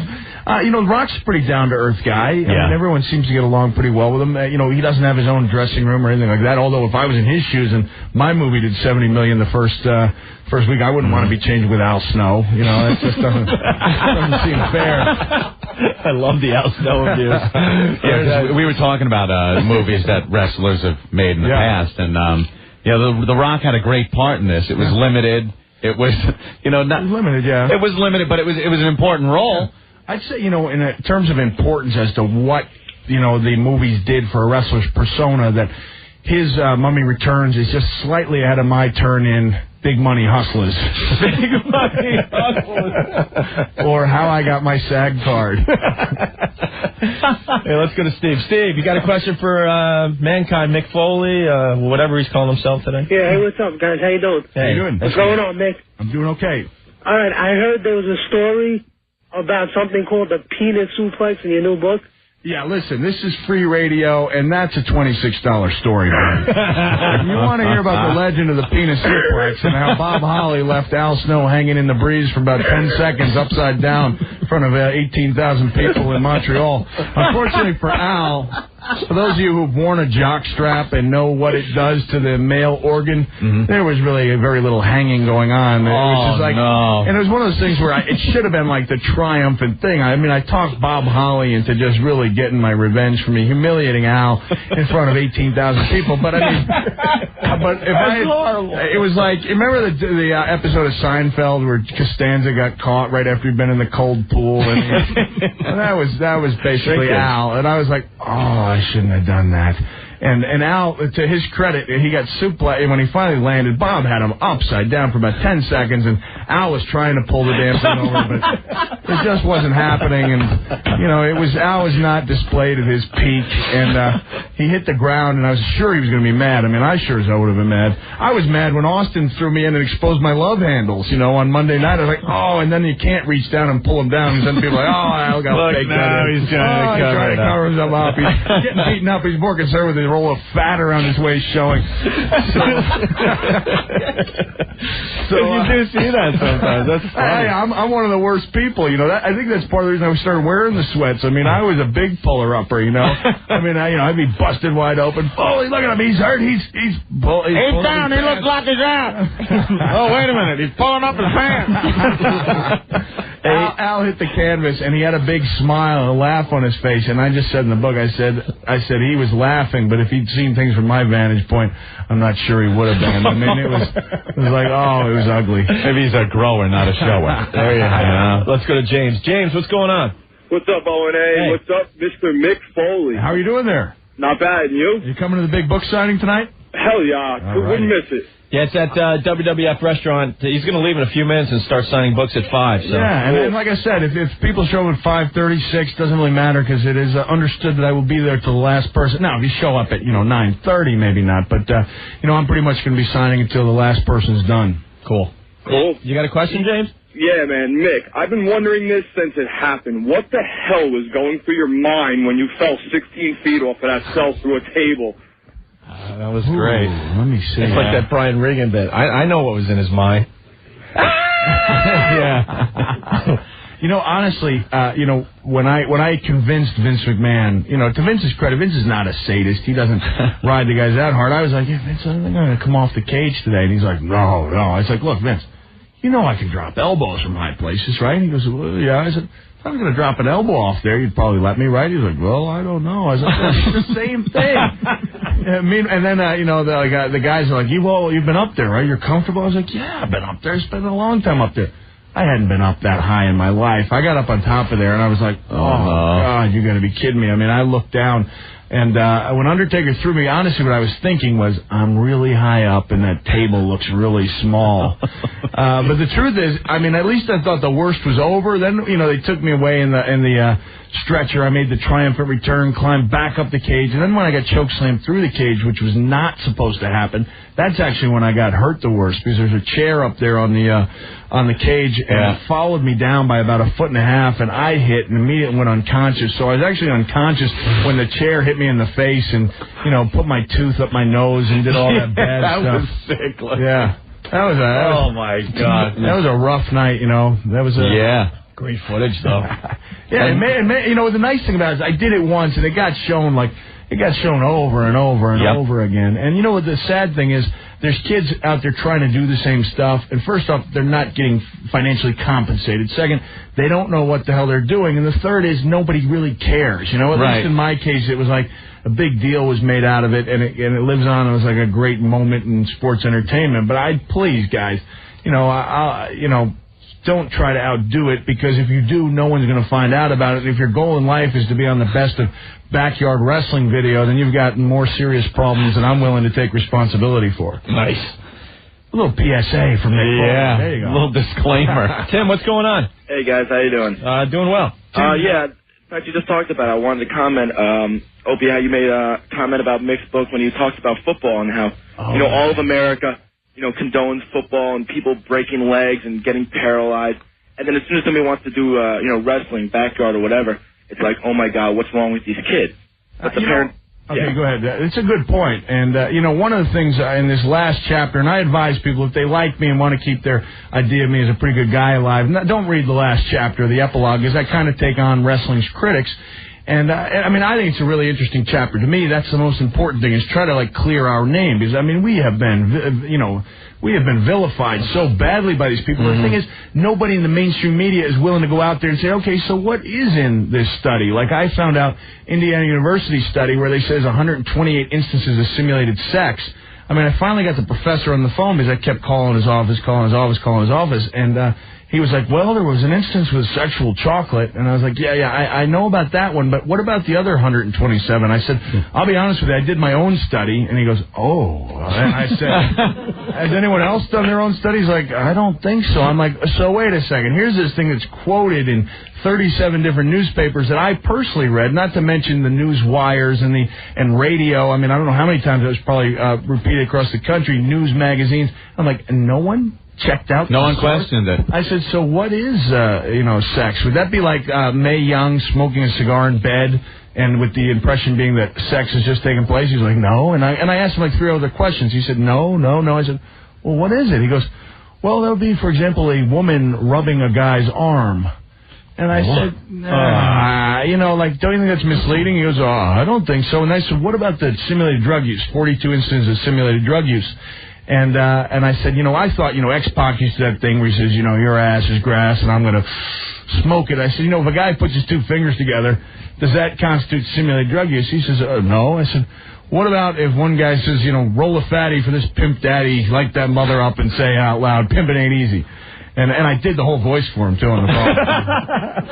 Pimpin' ain't easy. We missed that, by the way. He said, no. And I said, well, geez, I really don't remember any drug use. And he goes, that would be drinking beer. And at that point, you're like, whoa. If the media is going to count beer drinking as simulated drug use, that was why I had to do my top double secret study on 5 episodes of Cheers and find out their incidence of simulated drug use actually 60 times higher than ours. But when it comes to football, I'm reading this guy, L. Brent Bozell, the Parents Television Council. He's got his report card for all of the different networks, and he's really blasting ABC, saying that only Sabrina the Teenage Witch and the now canceled Boy Meets World, which I happen to have been on. It's a good show. And he said, as far as scripted entertainment, he goes, what else on the Disney network that isn't radioactive for children? And he mentions Monday Night Football. And I thought, wait a second. I said, you're going to count a cookie sheet to the head as an act of violence, but these guys who freely admit that football is a violent game, it's like, I mean, you want to play fair, then there's 6 different violent acts taking place on every game. And I don't think I'm being unfair to football, because the first people willing to tell you proudly that football is a violent game is the players, you know. So I got a bunch of quotes from autobiographies where they're like, I couldn't think of a non-violent way to hit a guy, and another guy saying, I like to think my best hits border on felonious assault. You know, and it's like, well, wait a second, this guy is judging shows based on whether he likes them or not, and the thing is, the media doesn't question them. So I felt pretty strongly about that last chapter, and not to mention, you know, when a wrestler like me has got some broken bones and some injuries, people are like, oh, how pathetic. But if you're a football player and it's cool. It's like, look how noble that is. He can barely walk. Yeah. You know, and I'm a better radio guest. I'll go on record and say I'm a better radio guest than Johnny Unitas ever was. Without a doubt. I know we got to get you out of here. I just want to mention a couple other things. In the new book, Foley is Good, you made a reference to George C. Scott in Hardcore. And Anthony and I are convinced we're the only two that have ever seen that damn movie. We love it. Come on. Well, I'm 35 now. I think I was 12 or 13 when we were trying to get in the back door at the old Port Jeff 77 cents. There you go. It went up like a penny every year. Like in 1978, it went up to 78 cents. And it was like a parade of people trying to ask someone who looked even remotely like an adult, can you pretend I'm your kid, you know? I mean, the title alone, Hardcore, you wanted to get in to see that movie. Oh, it was big stuff. But but I can't for the life of me remember why I used that hardcore reference. I think it was when you were... I think it was when I was talking about Beyond the Mat, right? A Miss Roberts interview? Oh, yeah, okay, yeah, exactly, right? For 2020. Where they raked me over the coals. Thank you, yeah. What they did, pretty much, for those guys who don't know, is they had me respond as, like, this inspiration for these backyard wrestlers. They wanted to get my response to video clips of kids doing backyard wrestling. And they show this stuff, and it's like kids jumping on each other. It's like the stuff that I did, with the exception of the roof dive. If anyone else looks at my backyard wrestling, it was punches that missed by half a foot. You know, it was really weak-looking leg drops and elbow drops where nobody was going to get hurt. And so they basically showed me that, and I said, well, and I'm just a little surprised. Like, I feel like I've been around long enough to know when there's a trap being set. And I said, you know, I've seen a lot worse stuff than that, and I have a feeling you're going to show me some worse stuff than that in a minute. And they all nodded their heads, and I said, but what I saw looked like a bunch of kids having fun. So now they show me the next thing, and it's the cheese grater to the fun? head. It's the barbed wire. It's all the wild stuff that kids really shouldn't be doing, that I say they shouldn't be doing in my 10 Commandments on backyard wrestling. But when the show airs 2 days later, they ask me the question. They show me the violent footage. Oh, boy. Say, Mr. Foley, what do you think? And there I am going, hey, it looks like a bunch of kids having fun. Having fun. And I was like, you can't do that, you know. And that's when I realized that basically respected news magazines like 2020 are, in a sense, every sense, faker than professional wrestling. Is that when you're watching the clip happen? And I said I felt like George C. Scott watching his daughter earn a buck the hard way in Hardcore. And like you guys say, there we go. Turn it off. Yeah. Turn it off. That must have been horrible. Turn it off. Get a good one. Turn it off. One more. Turn it off.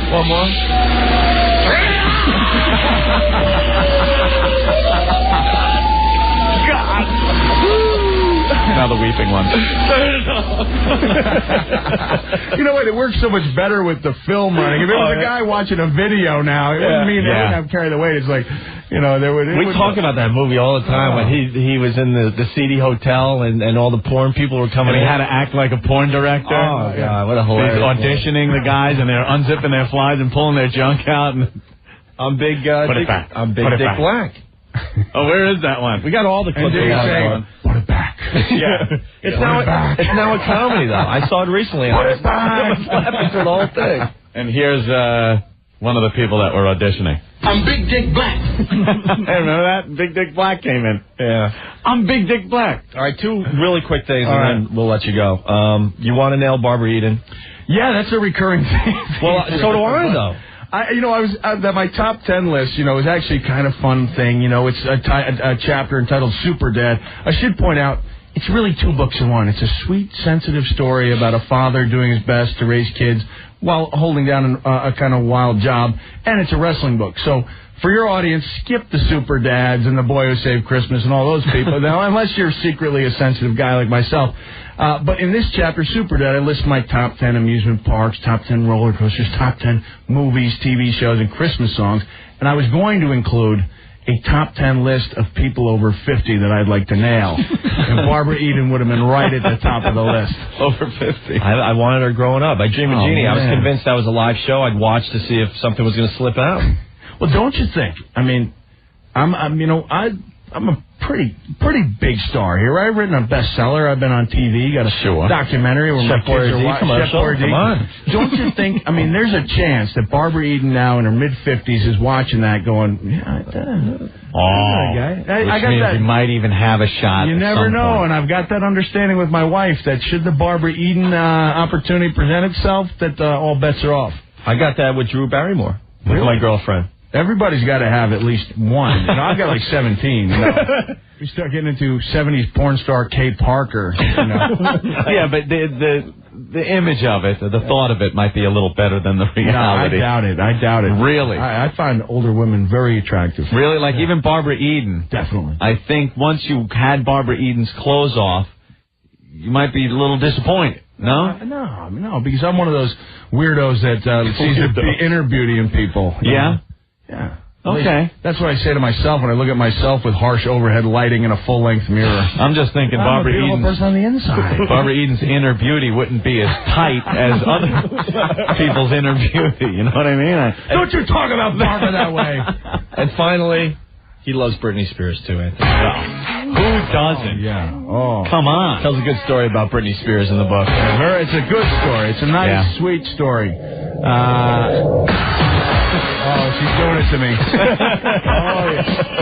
And I had to actually, I get into this idea that we met Britney, and Britney didn't know who the hell we were, but that's not the story we told. We got back to the dressing room, and I had this little fictional relationship with Britney going on. Blue Meanie was a big Britney fan. I mean, much bigger. I mean, I'll admit, I danced in the seat whenever Hit Me One More Time came on, but I wasn't that big a fan. But the Meanie was like love struck. So I had Miss Kitty, who's the cat who was fired. Fired. She would leave messages on my cell phone saying she was Britney Spears, and just little things, believable. Believability is the key. You can't say, "Oh, I wanted you so bad." It would be more like, "Hi, this is Britney. I just want to say I really liked meeting you, and I want to see you. Hopefully you'll be on tour when I am, so I give you a big hug." Stuff that sounds legit, And it was all supposed to start taking a seedier turn. And about that time, my daughter, who was like 5 at the time, started really liking Britney. And there was that part of me that said, I can't have a seedy relationship with Britney Spears, even if it isn't real. So, your fatherly thing kicked in. I'd like to see if Britney likes it, because it is a nice story. Mm-hmm. And I regret saying that up close she looks suspiciously like any other 17-year-old. But I mean, that's about the worst thing I say about her. I mean, I'd like to think that she saw it. She'd probably be really offended by that. Probably, yeah. All right, we got to get you out of here so you can go to the book signing. The book signing. Listen, guys, if you're Long Island people and you can't make it out tonight, then we got the one at Long Island tomorrow in Stony Brook at Porter's from 7 to 9.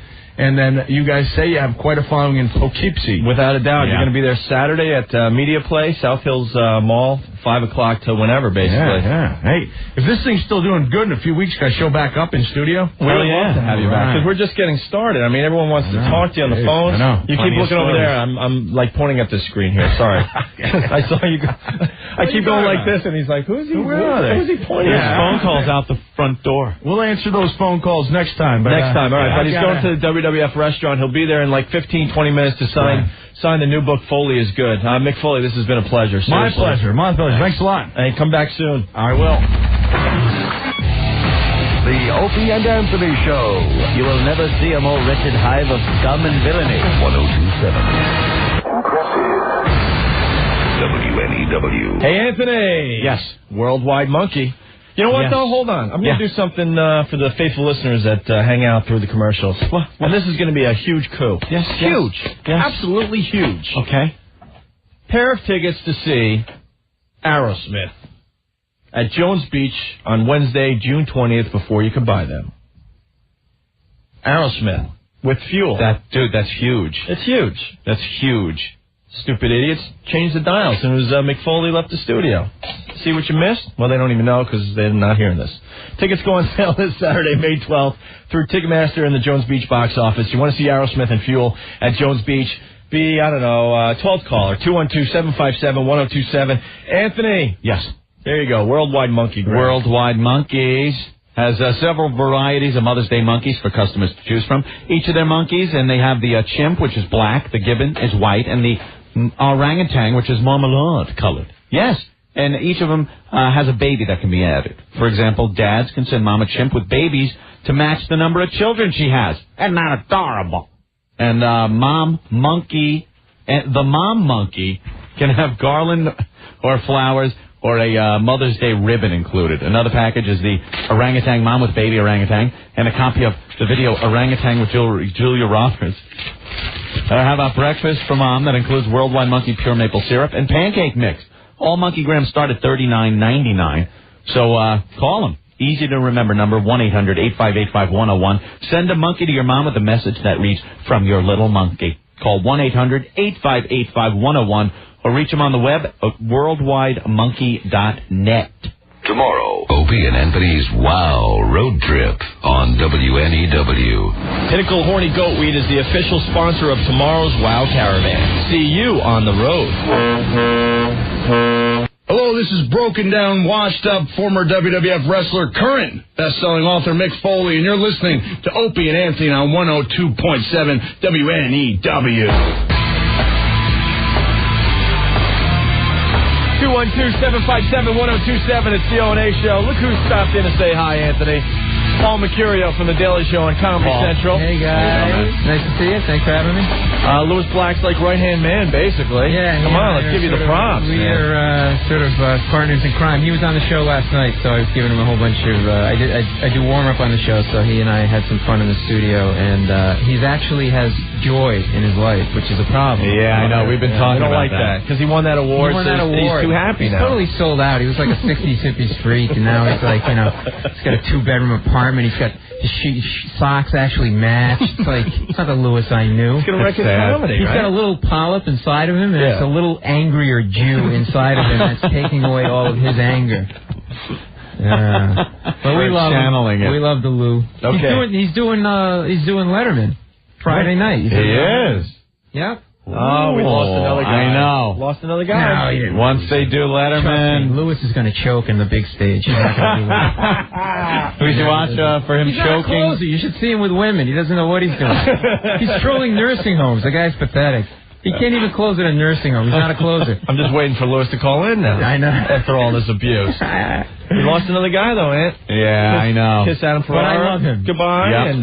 And Lewis Black, goodbye. My pal. Adam, why Adam? Because he's doing the job? Yeah. But the job's in New York, Adam. We have the same manager. No, it doesn't matter where they are, because if something happens and, what is it, the 10th, he finds out in a few days if the show gets picked up. And I think it will be. He had a lot of good buzz about it and everything. It's a good show, funny. Dennis is great on it, and he's great, Adam, of course. And then once you say, hey, it's over. You think I'm going to be able to hang out and, hey, Adam, let's get together for a poker game or 15 something. years when I'm middling at pickles and Piscataway, I will be here for you. Thank you. See? I guess we just replace the people that leave us, Yeah. We get them on the way up and on the way down. Does that really happen that they don't come back? Oh, my God. Yeah. Without a doubt. Lewis, I don't think Lewis and Adam is... somebody from Comedy Central, your own Jon Stewart, is one of those people who used to come on this show. He used to just come in, hang out. We had great times with him. He had a lot of fun in that seat that you're sitting in, Paul. Really? Yeah. Mm-hmm. Yeah, a lot of fun right in that very seat. We've tried to get him on the show to no avail. The last 6 to 8 months. Why would he do our show when he's hosting huge award shows and he's in movies now? So we don't get it. But you know something? We'll wait because we have no delusions of our popularity. We will still be here years to come. Was he with you guys in New York or Boston? New York. Just in New York. Wow. Yeah. It's the early days of New York. He came in a bunch. Yeah, he would drop in, and now... But I love the guy, so... He's a good guy. Yeah. That's all you got to say as a comic. But I love the guy. Yeah, I love the guy. Notice, 1987 or so, would we have ever been able to have Andrew Dice Clay on our program as much as we do now? That's true. See? We don't even want him on there. But there's no avoiding it. I kid, because I love Dice. That's all I got to say. And now we get the Jerky Boys on our show now that their careers are done. It's like, great, thanks. Yeah, but we love those guys. But you guys will be syndicated eventually, and then everyone will be coming on. It's not eventually anymore, Paul. It's very, very near future. Really? Very near future. Oh, then I'll never be on with you guys, because you're going to need big names. You're going to need somebody like in Iowa who knows Paul Mecurio. They don't want to listen to some guinea. They want to listen to somebody. We're star makers. We're going to be star makers. You better leave your address after you leave, because we may have a change of address card to give you. Oh, my God. Oh, Jesus. All right, okay. The street. That's about it. It's getting interesting, but we'll see what happens. All right. Anthony, a couple things before we move on with Paul, and I got some great stuff for the show today. I got a story about bestiality we got to get into in a second here. But the whipped cream bikini contest, we haven't mentioned it yet today. Paul, have you checked out the fine finalists on WNEW.com? No, I have not. FoundryMusic.com? Can I see them? We started with 13 finalists on Monday. Every day, the two girls that just aren't getting a lot of votes, we knock out of the competition. We're down to, I guess, 6 girls now, right? Yeah. Whipped cream on the headlights? Oh, check it. Yeah. Get this. I'll pop it right up. Thank you. Here we go. So, all right. Here are our finalists so far.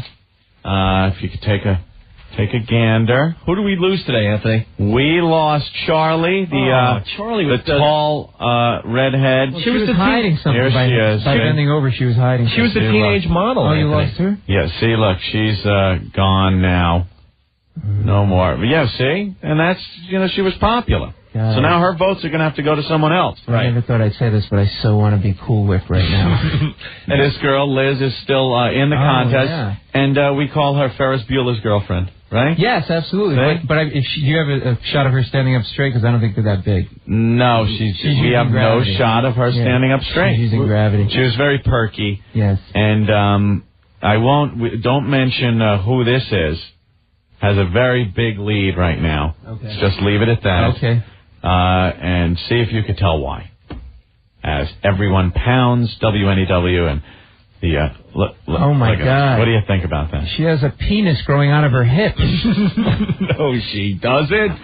Wow, isn't that lovely? Hey, who else did we lose today, Anthony? Do you know offhand? Yeah, we lost Darian. Darian was the other girl. Yeah. Darian and Charlie out of the competition. Darian was a B-movie star. Oh, we lost Darian. That was Darian? Yeah. Darian has a great story. We met her last week. Hilarious girl. She's a B soft porn movie star. She does things like, they do movies where they take other movie titles and add erotic to it. Erotic Blair Witch Project. Not like the Blown Ranger. That's hardcore. Right, the Blown Ranger. Hannah Had Her Sisters, things like that.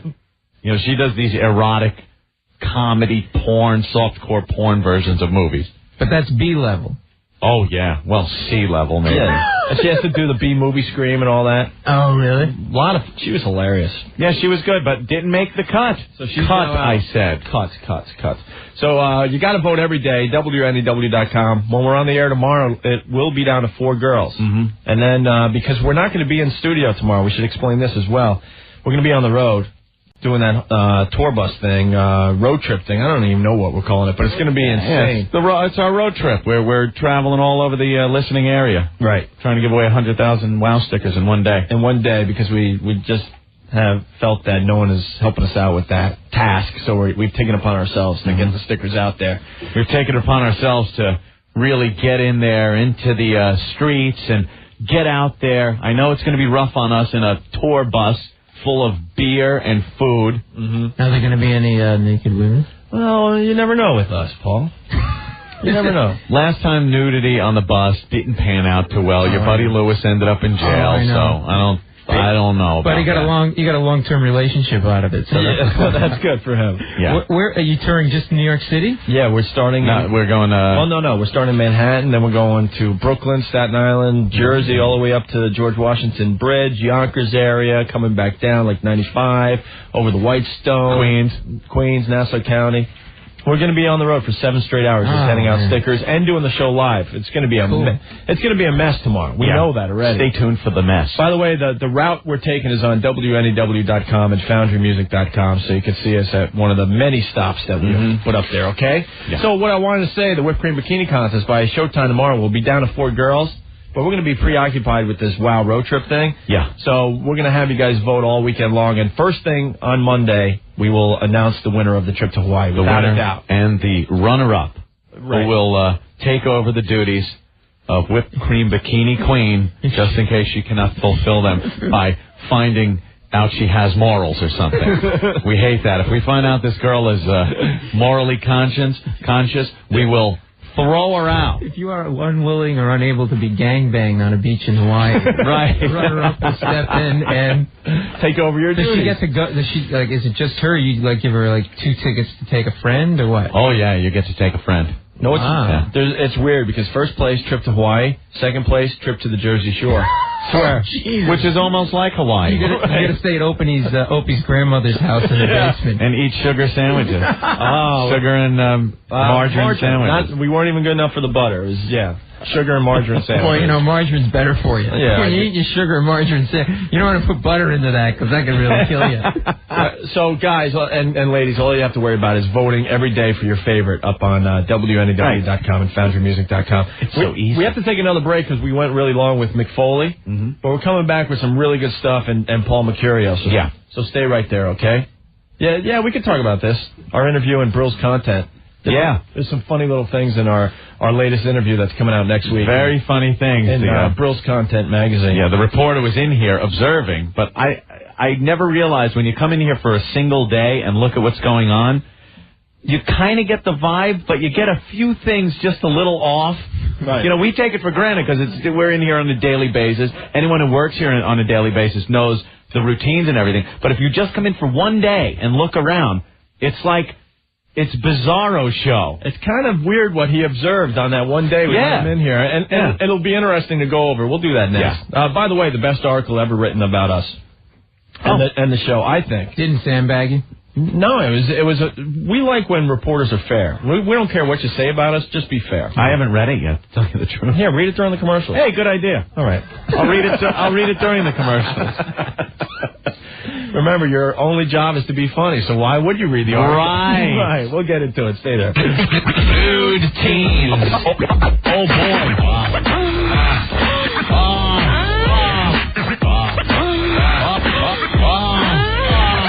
Daddy, can I come too? Can I come too?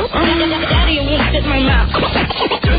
Just keep sucking. I almost choked on your creamy head. Mommy doesn't have to know. Who's Daddy's girl? I'm your little whore. Who's Daddy's girl? Your little whore. Who's Daddy's girl? I'm your little whore. Daddy, show me your monkey. Put a little nigga in it. Put a little nigga in it. Put a little nigga in it. Stick it in my mouth. What's that in your pants, Daddy? God, I can't believe it. Come on. That didn't taste like beer. Shut up, dummy. 1027 WNEW. Paul? Paul? Yes? Have you gotten anything for your mom for Mother's Day? No, I haven't. Well, Opie. she's in an iron lung, so I don't think it would really... See there. You might. I never ask anyone that question. Well, it's a Brian Reganism when he goes. You know, ever see Regan do the bit where it's like you don't walk up to a woman and ask her, "When's the baby due?" Right. You're like, because as the word "baby" is coming out, you want to pull it back. When's the baby due? Baby due. But Anthony, I was fully aware that I had no idea if Paul Mecurio had a mom or not. Well, that's what I mean. You don't say things like that. But it could be a very awkward thing, or it could be like, well, no, I haven't gotten my mom anything. You can't just assume that everyone has a mommy. Maybe he's got 2 daddies, like the couple we talked to the other day. Paul, do you have 2 daddies? I do. I'm out. Listen, I got my mother for my birthday gets me love. I'll get her something. Yeah. Okay. See, I didn't know what you were going to say. No, my mother's alive. My father's dead, pussy. Couldn't take it. I would have done that too if I were my dad. With my mother, you're kidding? It's like, hack it. Had a heart attack. Boom. Oh, that sucks. Yeah. But he was a good guy. And we Are you ready to laugh? I said, are you ready to laugh? Wait, I got to tell you, I have colon cancer. Wait. That's awful. No. All right. Well, what we're getting at is, Mother's Day right around the corner, and we got the Vermont Teddy Bear Company that's helping a lot of folks out. Opie, I'm taken care of already. I've gotten in touch with the fine people at Vermont Teddy Bear, and once again, I have sent my mother a lovely Vermont Teddy Bear. Which mother? For Mother's Day. Which mother? Which mother? You got two mommies. You do? I have one mommy. Sounds like an ABC after-school special. I know. Anthony has two mommies. They're dykes. I walked in as they were chewing the rug one day. My mommy, I have one mommy, and I got her a Vermont Teddy Bear. She's got a whole collection now, and every time, like now this Sunday, I'm going to go over, and over there for Mother's Day. She's going to knock, and she's going to go, nobody's home! And she's going to say, oh, the bear was beautiful. Let me show you. And then I'll have to look at the entire collection again. Yeah, she's obsessed with the Vermont Teddy Bears. She is totally obsessed with She's collecting these things. They're all over now in her room. They're just all over the place. And she goes, here's the last one you gave me. I'm like, oh, but then I got to look at every single one. I might stop doing this. Oh, I'm kidding. She loves Vermont Teddy Bear. I can't afford those, so I'm getting my mother the Maine Teddy Bear. It's completely shaved. They're so affordable, Paul. And it has nipple rings. Anyway. Sounds like the guy we saw on the street at lunchtime. Oh, really? Oof. Here's what you do. You call a bear counselor at 1-800-829-BEAR. They have hundreds of bears to choose from. The do-it-all mom bear, the mama's boy bear with the heart-shaped mom tattoo on the arm, even a pregnancy bear. If someone's knocked up, tailor the bear to your mom's occupation or hobby.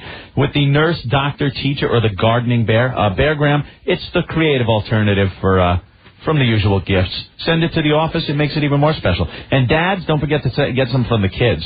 The mother and cub set is perfect. Overnight and weekend delivery guaranteed. 1-800-829-BEAR or shop online, VermontTeddyBear.com. Send a Beargram, the creative alternative to flowers for Mother's Day or graduation. 1-800-829-BEAR. Taxes and Hour by Opie and Anthony. Serving New Jersey, Connecticut, Long Island. This is 1027 WNEW.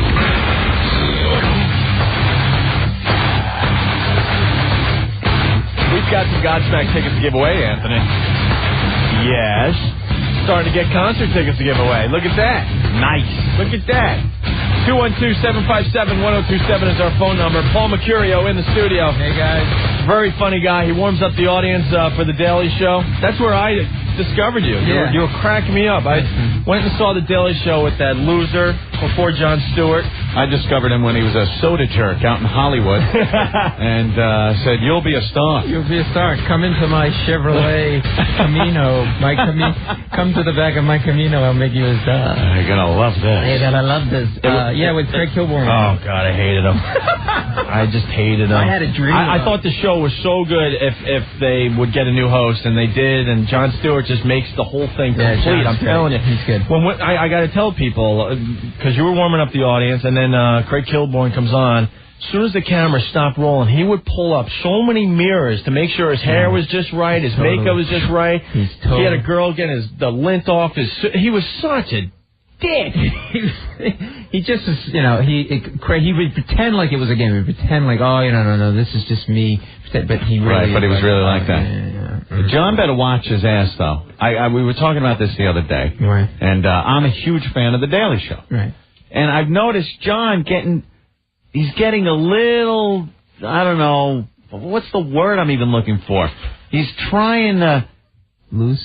No, he's not getting loose. He's like, all right, I'll give you an example. When Costas was on, Bob Costas. Right. They're both sitting there laughing about how the Costas-Vince McMahon interview went. Yeah. And they just seemed like they were so above anything that it couldn't possibly be entertaining to, or that Vince couldn't possibly be a businessman or successful. And it was ridiculous. Yeah. He didn't seem like a guy that was fun just a hangout kind of guy. John. No, like he used to be. No, he actually is. He seems a little snobby these days.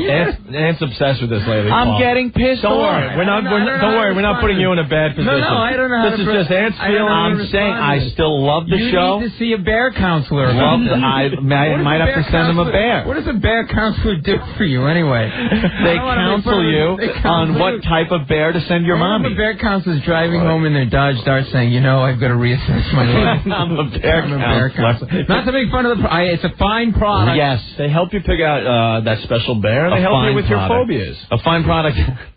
As is the Daily Show. I have a phobia of bear counselors, and so I listen. I don't know. How am I supposed to? He's taking too much time off too. He's taking too much time off. I'm telling you, Anthony. Although I love Colbert, he's hysterical when he. Carell's funny. He stands in. Yeah. Colbert's better though. Doing the stand when he does the guest hosting. I laugh my ass off. Paul, he's obsessed with it. I understand. Just go with it. I'm a huge fan of the Daily Show. Mr. Stewart, he has a phalanx of publicists and people. You can't even get through to him. See? I can't. See? You know what he calls me in the hall? Peter or Phil. He never gets it right. Hey, Phil. Hey, Phil, what's up? I personally love Jon Stewart still. I didn't say. See how we do the good cop. I didn't say I don't enjoy watching John. I say he just better watch it. Maybe that's it. He better start thinking about and remembering what it was like when he had that show that didn't do so well. Now, if he came, if he were to come on the show, oh please, yes, sure. No, if he were, you would totally change your tune and be up and down. Absolutely, yes, I would because I'm a pussy. I would totally be buried in his ass. But since you're involved in the show and he's not here, I can do it to you. No, I would say how you're losing it to him. I would talk about how Paul has completely lost his down-to-earth kind of thing, and he's getting this huge head. A nice guy. And I would do that. He comes in and he wants to plug one night around the corner at Hamburger Harry's. Right. And then to be safe, I just bash Lewis because that seems to be fair game for anyone on this show. Because we love Lewis. Because we love everybody. I love the guy. We kid because we love. But Jon Stewart, I love the guy. Okay, good. It's great. Anthony, moving on to more important things, in my opinion. There's nothing more important. The brand new Time Out New York has come out. Yes. And I'm obsessed with Jamie Buffalino's column in the back called "Get Naked." Get naked. He's a sexpert. Do you read Jamie? Mm-hmm. Do you really? Yeah.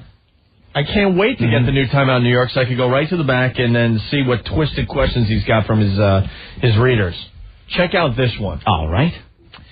My boyfriend and I have been together for a couple of years now. Is this a guy or a girl talking? This is a regular... a girl. Oh, okay. Regular male, female. You don't know in these days. Type of couple. Two daddies. All right, now we got to go off on our tangent again. We're the worst at this, but we'll get to this article in a second. We got ADD really bad on this show. So I do this in my act. Okay. It's fun, though. It is, right? You should see me when I'm having sex with my... Wait a minute, I'm not having sex with my wife. Anyway, go ahead. So we went downstairs to the Brooklyn Diner to get our $50 lunch. Jesus. What, baked macaroni and cheese? We placed the order. We had to put a down payment on the food before and arrange for an appointment day when we were going to pick it up and pay off the rest. Co-sign for your cheeseburger. Well, we love the restaurant. We love the place. We just kid around. Joe Torre was in there today, by the way. Yeah, so Joe Torre. Downstairs with his little daughter. I thought that was his date.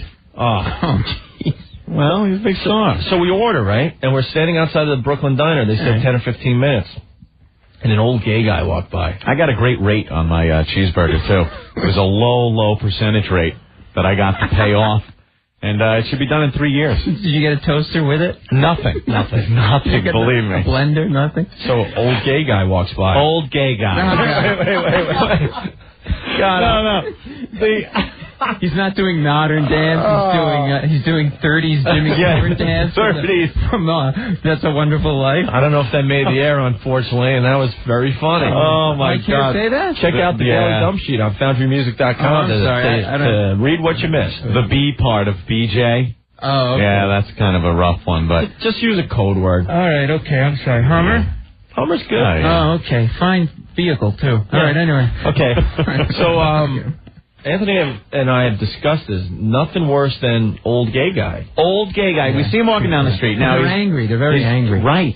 A lot of anger. He's got the earrings in his ears, right? He's got the jean shorts, the gray hair, kind of trying to keep it long, kind of hip, the jean shorts, look hip. and he's got the gay walk. You didn't say jean shorts. Not only jean shorts, but they're tucked up nice. They're real tight, nice and high. He's got like the gay apparel, the gay bag that the gay guys will carry. Probably a puffy shirt like Errol Flynn, like he's right. like he's at any moment. He's going to swing over on the mast to another ship.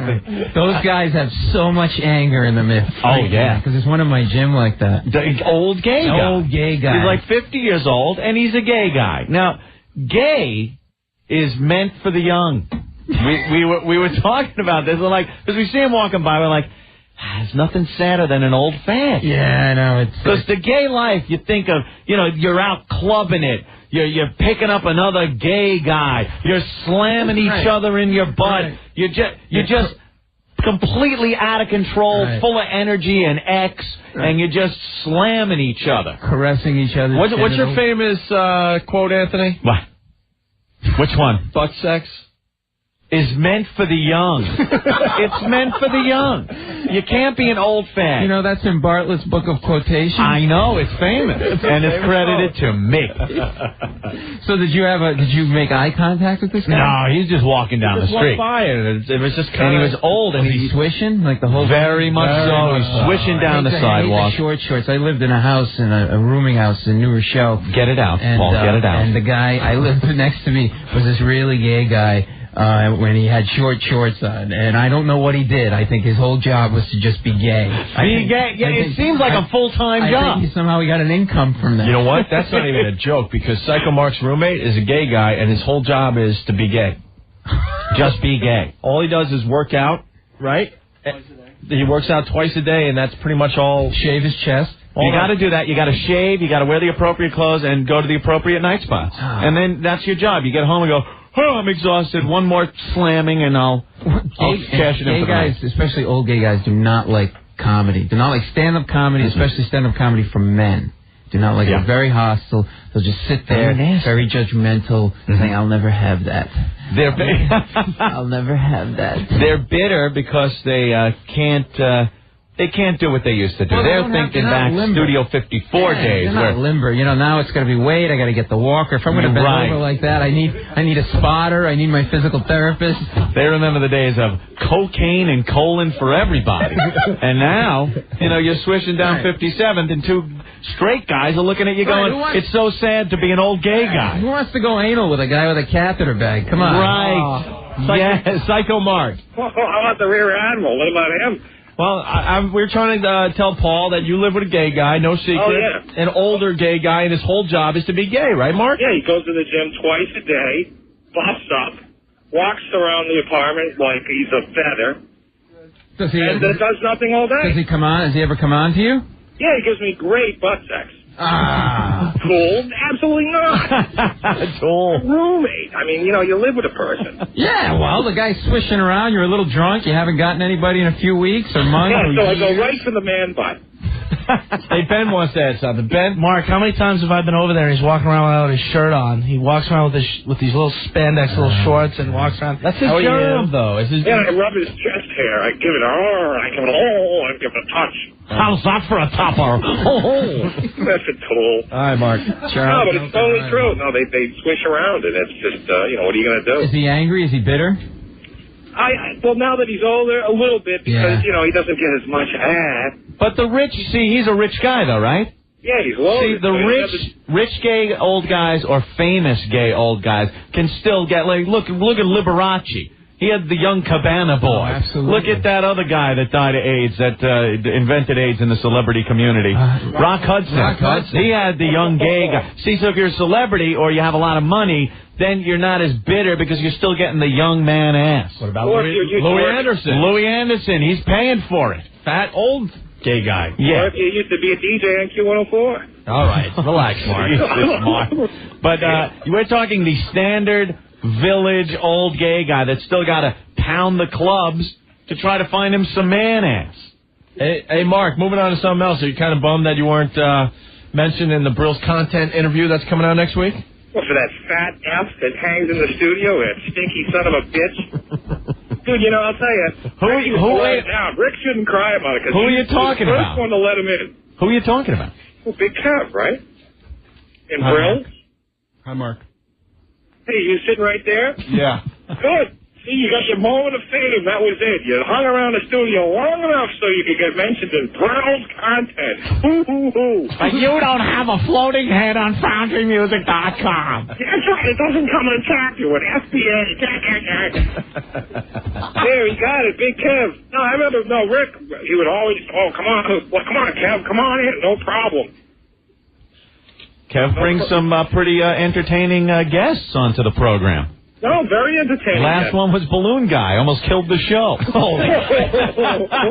Of course, who could forget the robot from Lost in Space? Ooh, not the voice, the guy in the suit. The guy in the suit. That's true. More Give us a good one. Give us a good one that you have, that you got us. Kevin Smith. Oh, Kevin Smith on the phone, sure. And Dr. Smith. And Dr. Smith. He's in Dr. Kevin Smith. All right, Mark, we got to let you go. Well, I got to go smoke some AK-47. It's back in town. Did you talk to your doctor about AK-47? I'm going to go hang out with Tom Brokajar and smoke some with him. All right, man. Tell Tom we said hi. He's so bitter that he didn't get in the Brill Content magazine that he's freaking out. It's going to come out next week. We're going to go over the article in a little while because it's funny. The writer had some total fluff piece. It is, but he's upset that Big Kev got a credit in there and no mention of Psycho Mark. Yeah, the observations that the writer makes it's entertaining. Okay, can I get back to the letter then? Yes. The Get Naked column from Time Out New York. So, okay, here it is. My boyfriend and I have been together for a couple of years now. Mm-hmm.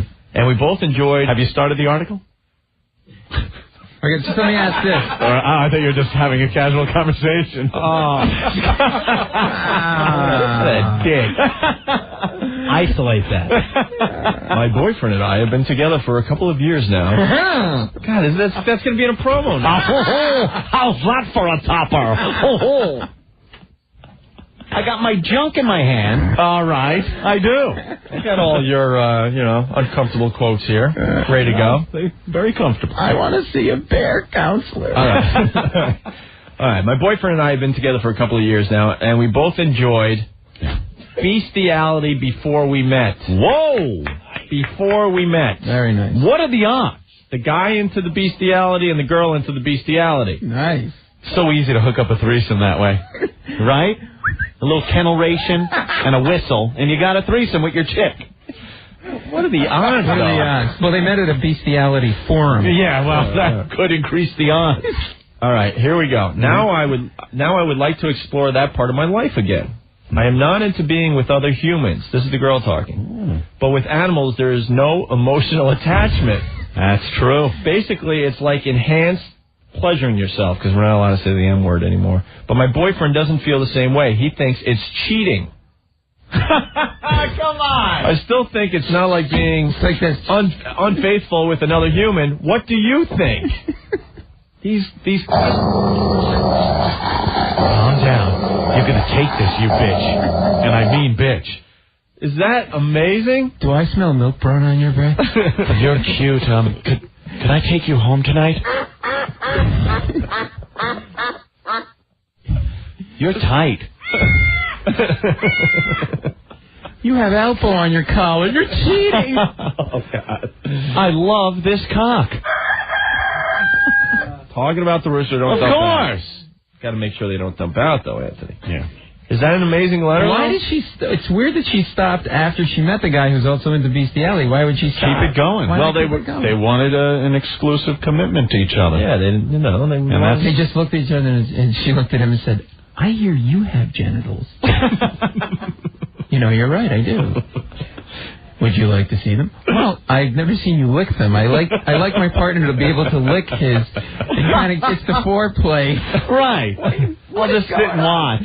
And how do you hook up and then finally discuss that you liked it? Like, who was the first one to break that ice? By the way, ever look at a dog and just see like, God damn, I gotta have some of that. No, it's sort of like, so what do you like to do in your spare time?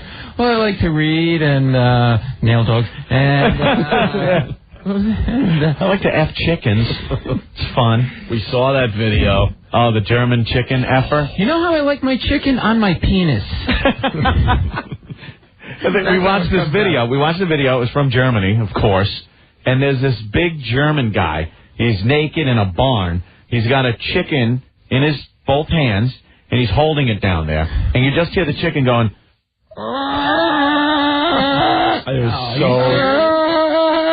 like dying. It was so disturbing. And he's like going, yeah, ooh, chicken, yeah, yeah, chicken, yeah. Yeah, I don't know what's German for chicken. But for your kids out there, he was wearing a condom. Yes, which is very important when you're effing chickens. Okay, that's all we say. And don't do drugs. Hogan, get me a chicken. So let's go to Mike. Mike, what's up? Hey, what's up, man? Hey. I work with this dude that openly admits to sleeping with donkeys for like the last 10 years. How do you sleep with a donkey? You don't sleep with a donkey. Yeah. Listen. Get it straight. No, what he does You is... snuggle and spoon. Be a spoon with a donkey. No, what he told me was, I heard this, almost fainted. He said he has to put a quarter in the donkey's ear to, like, distract them. And then he takes the donkey's legs and puts them in his... In a what? In a what? In his pocket. Like, he takes the donkey's legs and puts them in his front pants pocket. Wait, donkeys are big, horse-like animals. I know they are. And everyone knows you put the legs of the donkey in the boots. And it's the sheep that you do that to. Right. You take a sheep, you take him to the edge of a cliff, and then you push forward, and you put the rear legs of the sheep in your boots. Then you go to town, and as you walk forward and try to push the sheep off the cliff, it'll back up real hard, and, you know. It's all in your upcoming book. Yeah, before you know it, you're effing a sheep. And it feels so good. Jerry. Grab a handful of wool and go, yeah, you bitch. Make me a sweater. Is it Jerry or Jerry? Jerry. All right, what's up? I just want to know if this bestiality chick ever gets crabs or maybe lobsters. Have crabs. You can have crabs and get crabs. But the sick boyfriend thinks it's cheating. Mm-hmm. He thinks it's cheating if she goes back to the bestiality thing. So his answer, it's kind of long, but I'll just read a little bit of it. Well, my first thought is, God, I hope my mom isn't reading this. Yeah. Says the columnist. My second thought is, perhaps it's time to find a new line of work. And my all-important third thought is, please, in the name of Jane Goodall, let this be a completely fabricated letter. Ah. And then it just goes on that cheating is like when there's an emotional detachment from your significant other. And that's what... But could you imagine them in the park on a Saturday with all... It's like going to a strip club. Want to go to a strip club? Yeah, it takes you to the ASPCA. Yeah, just take it to the shelter. You have to break in with dollar bills. Yeah, they're in cages. Come on, you little cocker spaniel. Come here. Oh. Don't toy with me. Don't toy with me.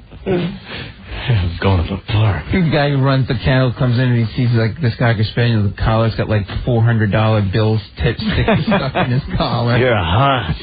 Why is this animal sticky? Hello? What's the preferred animal of someone into bestiality?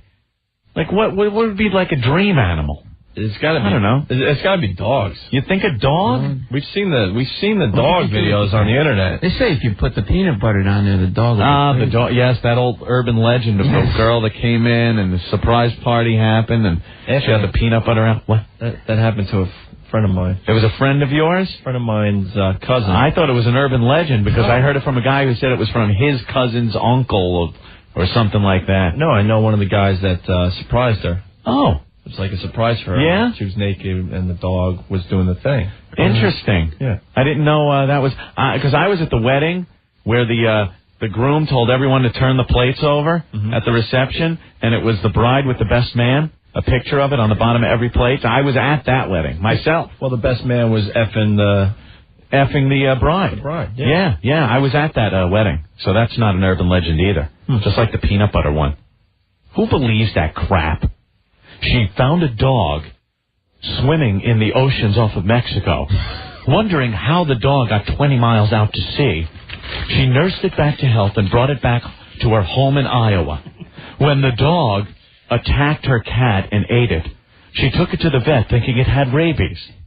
The vet said, "Oh my God, do you know what you have here?" She said, "A dog from Mexico." "No, it's a giant water rat." You know, people believe it. Little Mikey ate Pop Rocks and drank Coke and exploded. Right, there's a guy that lady lived in Belmore. Was it Belmore? Yeah, I thought it was Iowa. No, I made Newsday. Damn, I missed that one too. That's that's a real story, too. What a crap. I love when people try to tell you these like they're real. My favorite, though?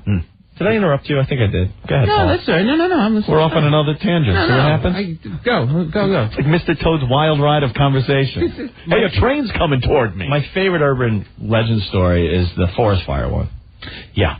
Where there's a forest fire, and so they get the planes that scoop down and get the water to put out the fire. Right. So they put out the fire that way with scooping the water from whatever, the lake or the ocean or whatever is nearby.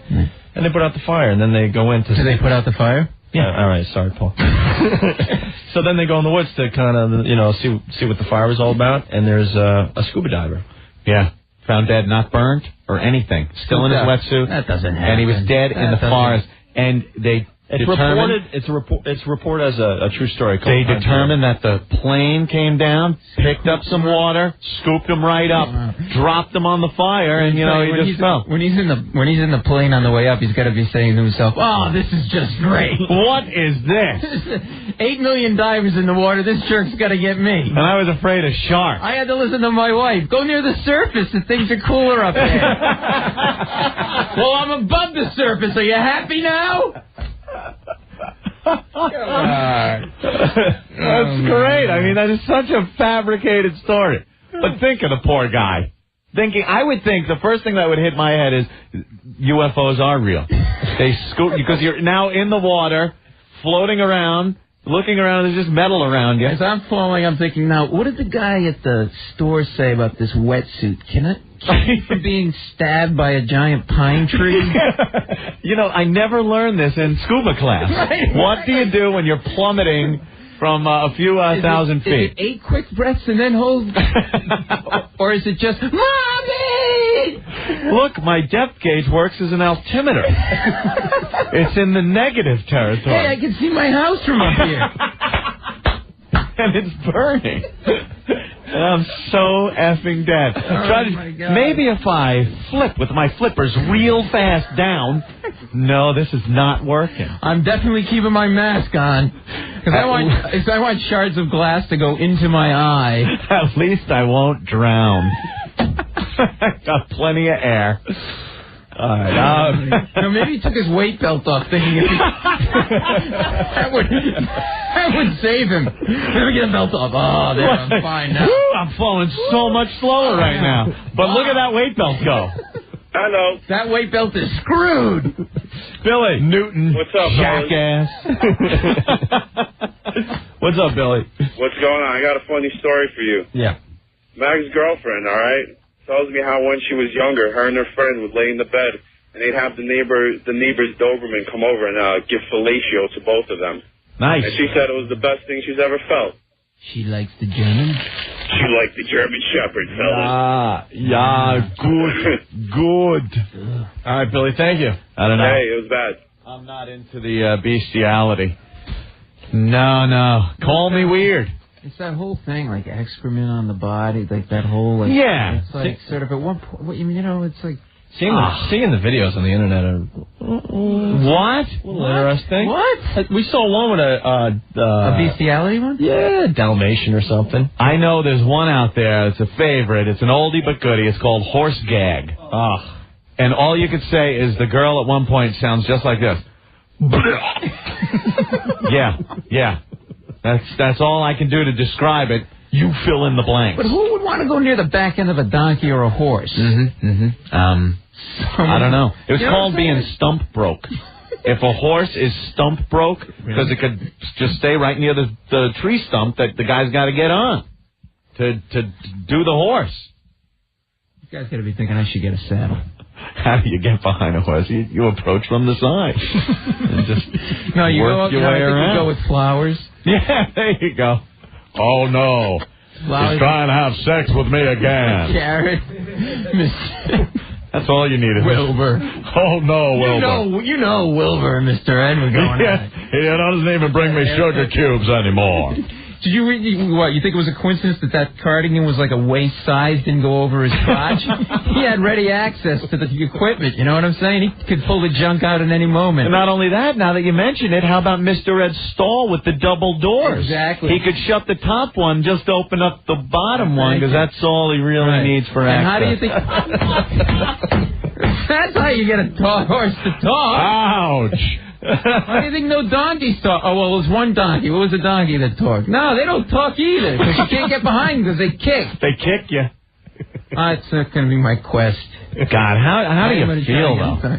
How do you feel? You know, sometimes... I think you feel used. You know, sometimes after you, especially when you first started, you're taking care of yourself when you're younger, you kind of felt a little weird and creepy and dirty when you were done. Did you really? Yeah, because I'm talking right when you start the habit of, and I do call it a habit, of cranking it. I did, because my father would join me. And man, I was the opposite. I was like, this is cool. No, it was great. But you felt I had superpowers. When you got done, you felt a little dirty? Put it this way, you felt weird about cleanup time, and you just wanted it done with. Cleanup time? How were you going all over the place with this? No, but what the hell are you? What's there, liquid pledge coming out? Get the little napkin there, you're right there. The sock. The sock or something. It stands on its own. The sock? No, the thing is, you don't just finish and pull up your pants and leave. You think about what you did. Yeah, there's some cleanup time. There's some inner turmoil. And a little bit of like, oh, God. You know. What have I become? Yeah, right. What have I become? And if you're doing it 3-4 times a day, you really start assessing what have you become. Right. And I'm just saying, could you imagine after you're finished with your dog? No, I think you build to that. I think what happens is you're like, okay, what have I become? You do it, and then you just become accustomed to it. You go, it's not a big deal. I'm just, whatever. And then it's like, women, and then you get bored with women and you try it in different holes. And then it's no serious. It's like boredom. We get bored as a society. And then right? your dog? And then your dog. You're petting the dog and you kiss the dog, right? Maybe you French kiss the dog and you're like, oh, that wasn't so bad. I French kissed the dog. And then the dog has a tick and the tick is right near his anus. Yeah. You just burn the tick off and you look at it and you say, it's a pretty anus. You right. think about it and then you. I had an idea. You know what I'm saying? Yeah. Without getting too descriptive, which I think you've already. Before you know it, you're into the bestiality. Yeah. And then it starts. But you feel bad afterwards, especially if you see your poor dog doing that walk across the carpet with his back legs up, dragging and walking on the front paws. You're like, I did that. He wanted it. I did that to him. He was teasing me. He was teasing me. He was breathing. He was asking for it. He was breathing. Jesus. Your tongue is out and you're panting. You wanted it. Got that long red tongue. What's that trying to say to me? But Anthony, cleanup time is awkward no matter what, even like today. When you're... Today? What happened today? Not today, but I mean today, you're saying going back when you first discovered you could do this to yourself, but... I mean, in your regular sex life, you get into situations where at the time you're like, hey, this is pretty wild, this is pretty cool, but then when the act is over and you have to do cleanup time, like, oh my God, look at all the utensils we use and all the... Right. Cleanup time. Right. It's always a little weird is what I'm saying. Like a cleanup time when you, take care of yourself. When you take care of yourself. Like you've got manpower cleaners coming in, 4 guys with shop bags. Hosing down the place. What are you, fire hose down there? I'm just talking, it's just your basic cleanup time. Right. You cannot finish, I don't care who you are, and have everything just end up in your, like you said, your napkin or something. There's let's say, okay, let me just make an analogy quickly. I'm going to change the subject. When you're just about done with the toothpaste tube, right? And there's a little left, yes, and you got to just squeeze that last bit of toothpaste out. All right. Now let me get back to what we were talking about. The cleanup time is so sick because there's certain things you got to do to finish the cleaning procedure. Kauai, the small island. Yeah. The little island of Kauai. You got to get that done with. I got to tell you one thing. Can I tell you one thing that I found in Vienna? Or you got somewhere else to go with? No, because we know we have to get you out of here anyway. So I got time actually. They just called. I got some time. Oh, perfect. So, but if you got something, we should take a break. If you have time, if you don't, we'll continue. All right, we'll take a break now, and we'll be back with Paul Mecurio from the Daily Show. Very funny guy, obviously. I can't go one afternoon without spanking my junk. Okay, terrific. And Opie, Anthony, 1027 WNEW. Anthony, Pinnacle Horny Goatweed. We were talking, because now we're in this whole conversation about bodily fluids. Right. And where they end up and clean up and stuff. And I just brought up the, what the hell, I don't even know what it is, but in the bed sometimes, after sex, it's like there's someone crumpled up a Lorna Doone cookie. And kind of just, it's like, I'm disintegrating. I'm disintegrating or something. What do you want? Where is that coming from? Who are you having sex It's like with? there's a Lorna talking about? Maybe there's a cookie in my bed. What are you? I don't know what happened. Are you dispensing cookies from your anus? I'm talking about a full Lorna Doone. Hang on a second. Taking a few crumbs from a Lorna Doone. Bend over. I feel like a lady finger. Come on. I think it's like dry stuff from the You think it's dry? Things kind of dry up in the process, and then they crinkle off. You know what it looks like? It looks like when Paul's looking at me like he just goes, what the hell are you doing? Are your nipples dripping? It's like you have leaky not nipples? today. It's like when you put Elmer's glue on your hand, and then you wait for it to dry, and you start rubbing it off. Good. But that's great, but the glue came from somewhere. What's the source of the cookies? Still under investigation. Elves. Yeah, look, you want to make your own fluids. Pinnacle horny goatweed. That's right. Huh? They were featured on the news last night. You be looking like a wacky water weasel. Might not sound serious, but the stuff's for real. It's horny goatweed. It's the name of the herb. It comes from China. Been used for thousands of years. Pinnacle horny goatweed also contains exotic botanicals. Helps enhance your sex life. And if you're stressed out, you're under too much pressure, or just got to add some spice to your sex life, get your ass down to GNC. Get some of the Pinnacle horny goatweed. Call them up, 1-800-899-5323. It's great stuff. A lot of people have used it and say it increases their sex drive. Yes, the single most potent and thoroughly exciting herbal supplement you're going to try. Pinnacle horny goatweed. It's been called the ultimate sexual potency supplement.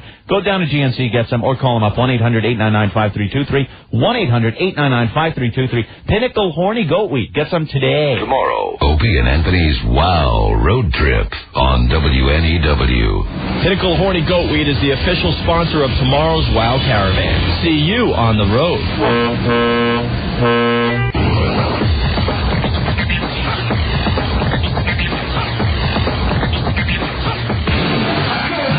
Turn on the PA system and start the fun. The Opie and Anthony Show.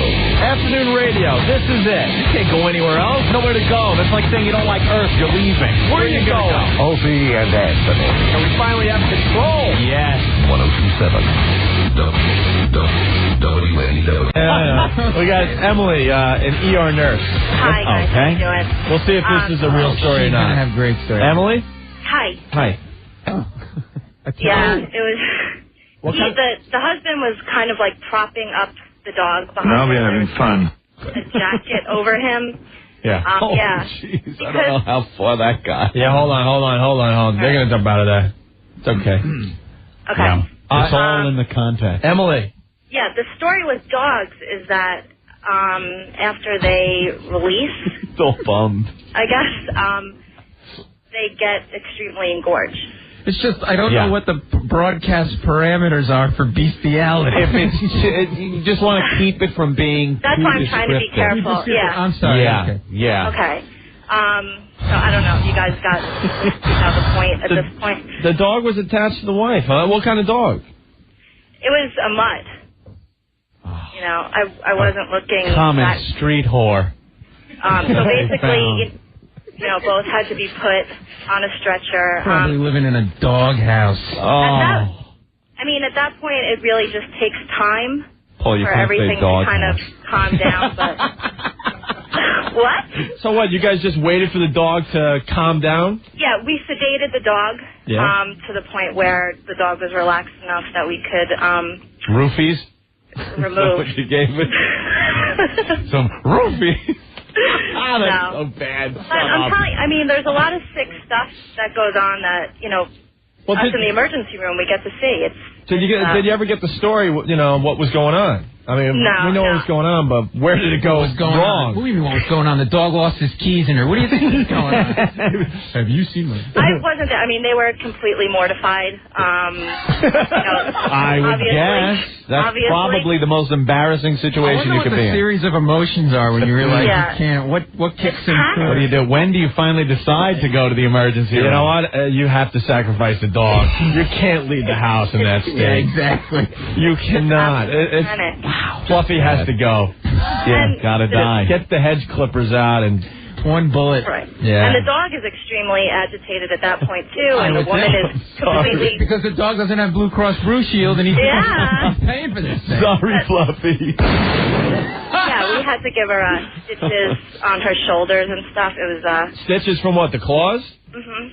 Yeah. Oh my you God. like it, bitch, don't you? It was probably the most bizarre thing I've come across in an ER. Claws? You would want to wrap the, at least have the... Yeah, good. Very, very good. Well... Wrap the claws. Seems like Paul's, you don't get hurt. She likes feeling the nails on her back. I don't know. All right, Emily. Very good.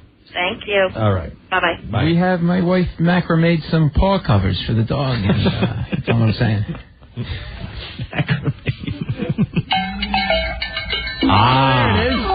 Here's someone that's in a little bit of trouble. Poor bastard. Don't go to bed with no price on your head. No. Don't do it. Don't do it. Don't do the crime if you can't do the time. Yeah. Don't do it. And keep your eye on the sparrow.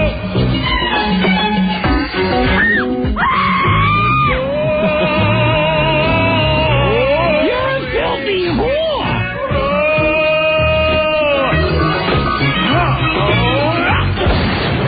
Don't do it. Where can I go where the cold winds don't blow now?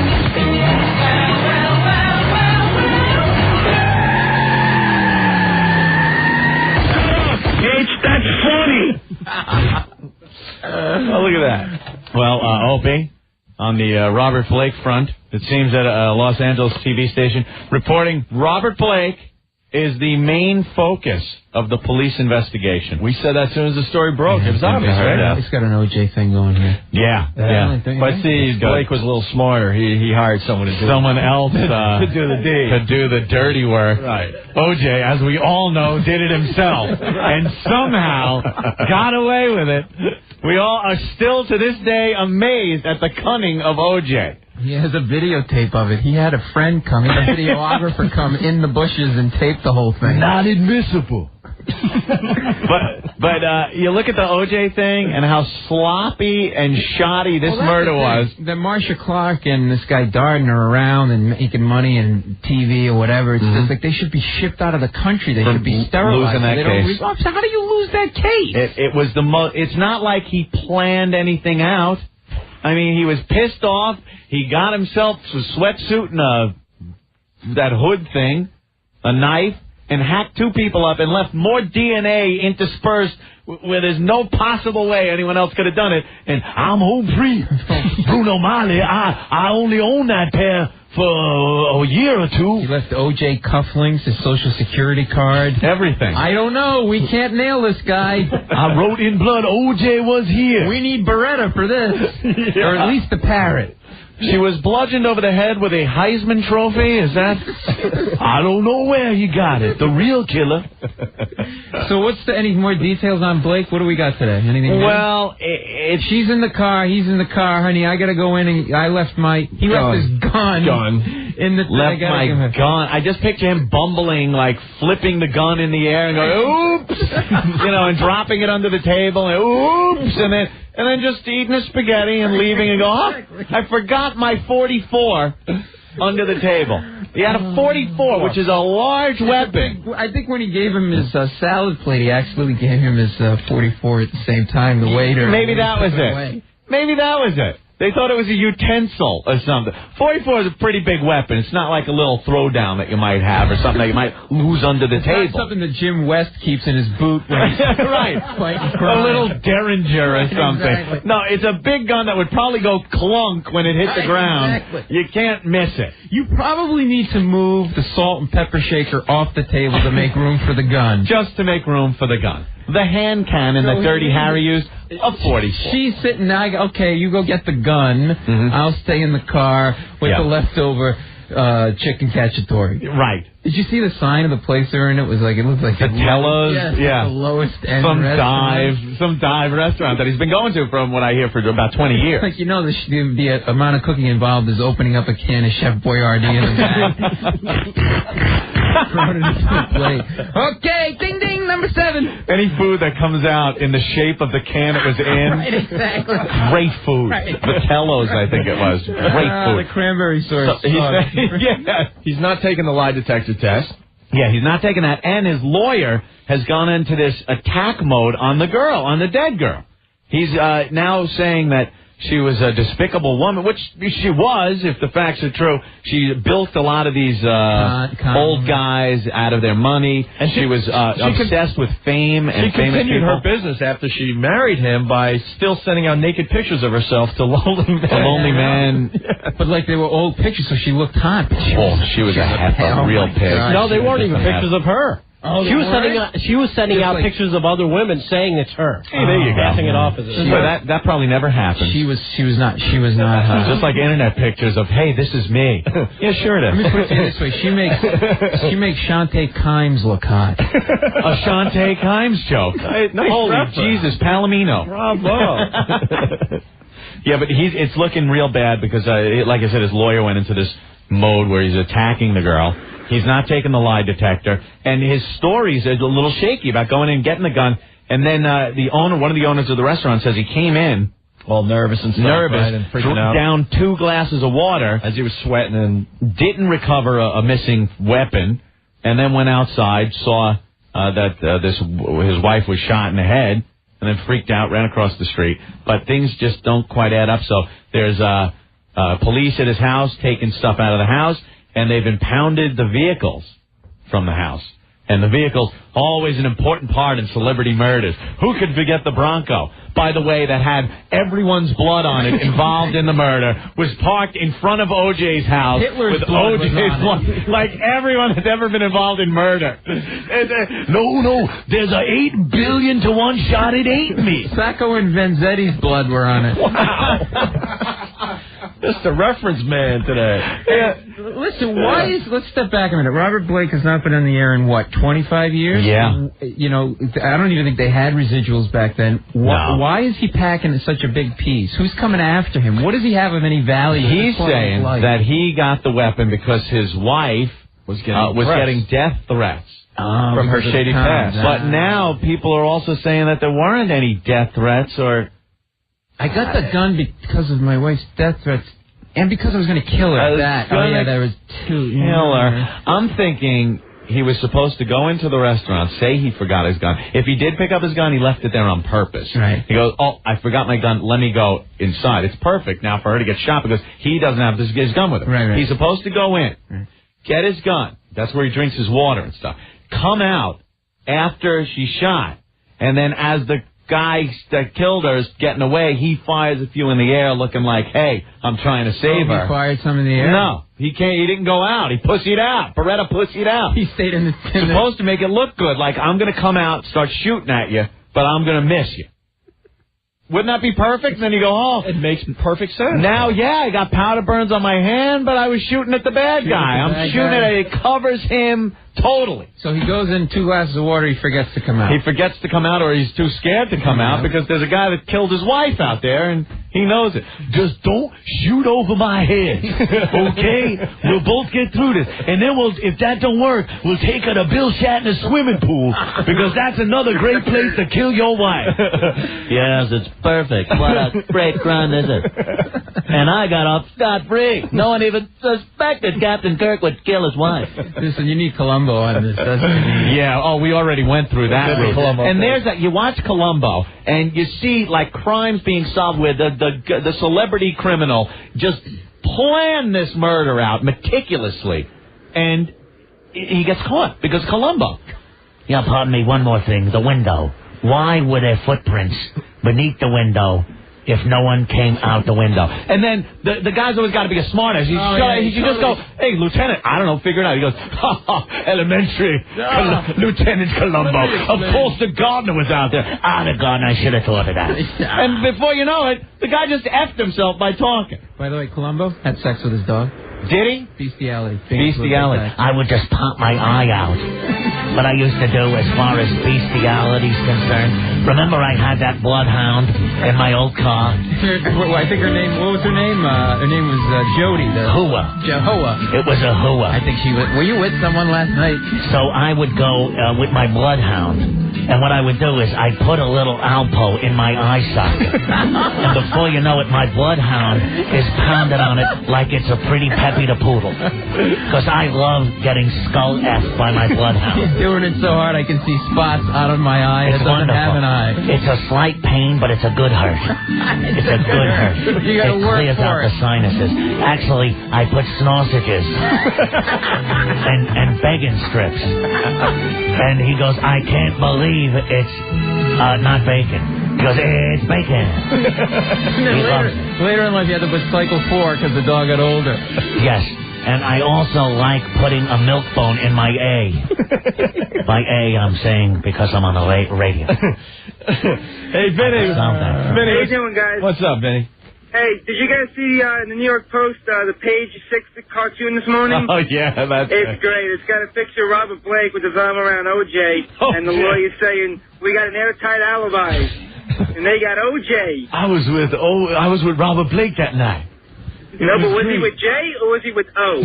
Yeah, because O.J. said there were two killers, so Right. he'd say it was O and J. Now, O didn't want to do it, but J is very angry. I think the two of them are going to go out and start looking for the killers of each of their wives. Right, that's what I thought when Robert Blake hired a private investigator to look for the real killers. At least with O.J., you know, you get great shots of her wife, like at that football game with the thing. And but this one, it's like, just a slob. it's like looking at my mother in a house dress when she just, you know what I mean? You know, it's not as tragic when they're not attractive. No, exactly. We're a horrible society, aren't we? You have no value as a woman if you're not attractive. Yeah. Do you think, because think about it, as far as any murders go or anything, kids are being killed all the time. Why was the Jean Bonnet thing so tragic? She was a hot little bitch. That's why. And she wanted it. Oh, that's awful. It's not awful prancing around in that. It's called dark with humor. The thing and the hat and the thing and the heels and I'm a little teapot. Yeah, get in here and talk to the dog. Don't start with me on that. The little cowboy outfit. She wanted That's out of the Victoria's Secret stripper catalog. But you know something? But I'm just what I'm trying to point out here is how we are as a society. We don't really care if there's ugly innocent children being killed. It's the cute one. Look, the Jean Bonnet thing was huge. Right. What are you, Charlie Rose? It's her fault. She was such a little hottie. Paul looking at me in utter terror. She must have been. I can't believe. She must have been tight. Oh God! Jesus, Paul. The inappropriate bell. All right. I'm sorry. But yeah, because Robert Blake's wife. It was Robert and Blake. Two people. Now, Blake is bad. Blake always bad on soap operas. Anyone named Blake is a bad person. But, I'm going to blame it on Pedro Guerrero because he does the cocaine. Mike's got a good observation here. Mike, what's up? How you doing, guys? We're having fun today. Paul Mecurio is really helping us out today. Really good show today. Perfect foursome. Perfect foursome. Robert Blake, O.J., William Shatner, and Robert Wagner. Oh, Wagner, yeah. They can go. RJ. Oh, my God. I forgot about him. Yeah. The games begin. Stinky goes the Dead Wives Club. There you go. Hey, Wagner, I bet our balls both land in the water. Come on. I heard in the Shatner's drink again. wife killed herself because he started to sing what's that Elton John song? that he did. Remember he did that? Oh, yeah. Because I'm a rocket man. Rocket man. I'm a rocket man. And that would have been funny if I think it's going to be a line. I had the exact reference. Right away. It's all in the timing. It's called Comedy 101. It's all in the timing. Actually, I was going to pay an alien to do it, but he wanted too many quat loops. So I got her effed up on Sorian brandy and pushed her in the swimming pool. It was great. Did you and Ovora ever have anything going on there? Yes, that was why I killed my wife. I love the dark me. Yeah. Spock, get me a Negro. We got to take a break. We are so effing late. Yeah, wow, look at the time. I'm going to split. Oh. You going to take off? Yeah, because I got to get to the show. What happened? Where are you going? What do you got? What do you got? Oh, the television show. You tell that, Joe. I thought we were all gonna just kind of hang and stuff, but he's got that show to do. Some show on Comedy Central. I think I have to broker a truce here between you and. No, there's nothing. Yeah, it's it's just a tense situation right now with me when I watch. I don't know what to do. I enjoy the show so much that I don't want to be tense when I watch it. Why don't you come over to a taping again? I think I will. That might help. Have John call the show and talk to Anthony about it. Yeah, John could call up. I heard, did he quit smoking? Yes, he did. I see. Now, somebody said he quit smoking, and he might be a little on edge about that. No, he's fine now. Is he having sex with his dog? Because I heard that's a little stressful. I don't. When the dog is doing that. Because our own boss, Ken Stevens, has sex with his animals all the time. Just because I saw you a little nervous about talking about John, because he's like the boss and everything. But I want you to know it's an open and free forum here to even speak about your boss. Yeah, I can't say anything in the context of bestiality. Open and free forum. Okay, sure. All right, thanks for having me, guys. No problem, Paul. As usual, you make my afternoon. Paul Mecurio from the Daily Show on Comedy Central. As we go to break, Anthony, it's always awkward now. Like, we say goodbye to Paul, but he's still in the studio, and he's taking his headphones off and leaving, and. Oh, wow, he brought... Now he's tangled up in a headphone wire. Look at the second one. They pay... Am I still on? I'm on, right? Yeah. Austrian police get extra money if they wade through excrement to find drugs. How great is that? Paul comes with... What a bonus. Paul comes prepared. No, you should come back and help us with these stories. Yeah, keep them.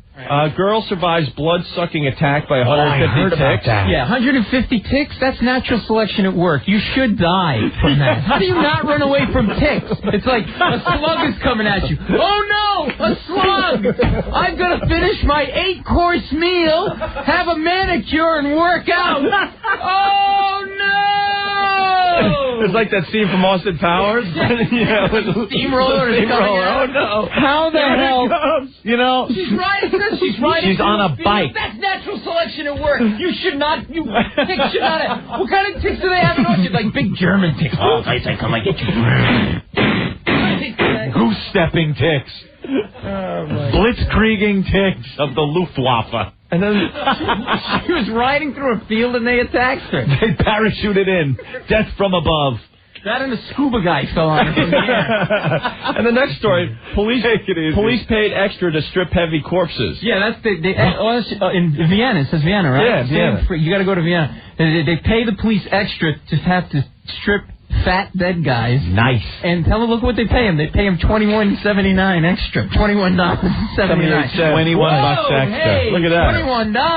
That's gonna get me a full suit of clothes at Filene's basement. Stop with that money. And then they paid him extra because they were complaining because they had to go through the excrement to find drugs. Drugs, sure. They're paying them extra to go through and do the thing. And how much is that about? I think that's also $21. And the $21.79 $21.79 rate, where you get a really fat guy who pooped all over himself and then before he died. You're taking a little lady out for dinner. $43 or so, somewhere around there. Don't worry about it. This whole meal is on a big fat dead guy with poop on it. Don't worry about it. Go crazy. Anything you want on the right side of the menu. Any appetizer. All right, Paul. See you guys. Thank you very much. Thanks, Paul. See you, everybody. Paul Mecurio. Say hi to everyone at the Daily Show. There he goes. Funny guy. He's really funny. Yeah. You guys were killing. There he goes. We should clear the phone lines, Anthony. Mm-hmm. Got some tickets to give away if Stinky could do that. We're going to come back. You think we have time to talk about the Bros Content interview real fast? Yeah, I think we should cover that, sure. All right, we'll do that. But first, we got a pair of tickets to see Godsmack and the Deftones at Jones Beach on Saturday, September 1st. You win these tickets before you can buy them. Tickets go on sale this Saturday through Ticketmaster and the Jones Beach box office. 12th caller gets a pair of tickets. Godsmack and the Deftones, Jones Beach, 212-757-1027. Opie and Anthony. Bunch of ladies going, you guys are really funny and stuff, but you guys take it too far to the point where I literally get nauseous and sick listening to your radio show. Go take a Midol. WNEW. Anthony, really fast, we're going to play What Did We Learn today on the show a little later. But Swifty writes, I learned that Opie's sports team curse is so powerful that when he said he was rooting for Toronto, even the Raptors and the Blue Jays lost last night. Go Devils. Back to you, Rusty. Yeah, this sports curse I have going on is really creepy. You killed the whole city. Jesus. Every sports team in Toronto lost last night because I said go Maple Leafs. All right, Anthony, BMW Films. We were checking out a couple of these films yesterday. Yeah, it's a website you got to check out. It's showing cool new short films made especially for internet viewing. The website's bmwfilms.com. BMW Films. It got some of the hottest directors to direct this, including John Frankenheimer. You remember him, Reindeer Games, Ronin, Birdman, Alcatraz, just to name a few. Go to BMW Films right now and check out Ambush. It's the one directed by John Frankenheimer. We checked this out. Turn on your subwoofer on your computer and crank this up and check this out. It's a 5-minute film, and what it amounts to, it is the coolest car chase I've seen in quite some time. Really good. And you could also check out Chosen. It's directed by Ang Lee. It's the same guy that did Crouching Tiger, Hidden Dragon, and Sense and Sensibility, and The Ice Storm. It's The Chosen, or Chosen, directed by Ang Lee. Check them out. They're on bmwfilms.com. Other upcoming films on bmwfilms.com include The Follow. It's directed by Wong Kar-wai. And Star, directed by Guy Ritchie. Madonna's Squeeze. Powder Keg, directed by Alejandro Gonzalez Iñárritu. And cool films, hot directors, and everything on bmwfilms.com. Tomorrow, Opie and Anthony's Wow Road Trip on WNEW. Anthony from West Orange writes, we're talking about Robert Blake a little while ago. Robert was in the restaurant dropping his gun, and Blake was shooting point blank into a car.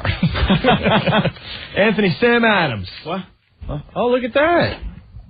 Oh, I'm sorry, Opie, I didn't hear you. I was away from the mic drinking a Sam Adams.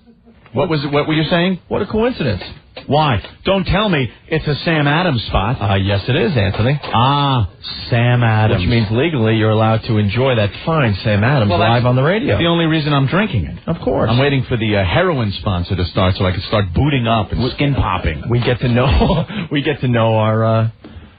our clients here. Yes. Our sponsors, sure. Summer Ale is out. Yeah. Sam Adams. It continues to show the world how great American beers can be winning awards in the recent international beer competitions. Sam Adams' passion and independence in brewing continue to set it apart from other beers of the world. Show your support for the independent thinking everywhere. That's good. That's a good beer. Show your support for Sam Adams. And judge for yourself what a world-class beer should be. What have they won? Let's see. I won the Beer of the Year at the Helsinki Beer Festival in Finland. I was drunk there. 5 gold medals at the New Zealand International Beer Awards. I was hammered. And I remember being S-faced as I won 2 gold medals at the International Beer Competition. Where was that? London. I don't even remember being there. Sam sold in 19 countries around the world. Won more than 200 international awards. 2 in the last 2.5 years. More than any other beer on the planet. And more than any other beer in history. Oh, my God. Sam Adams. Opie. I feel like being an idiot. And Anthony. I like the illiterate, ignorant type humor.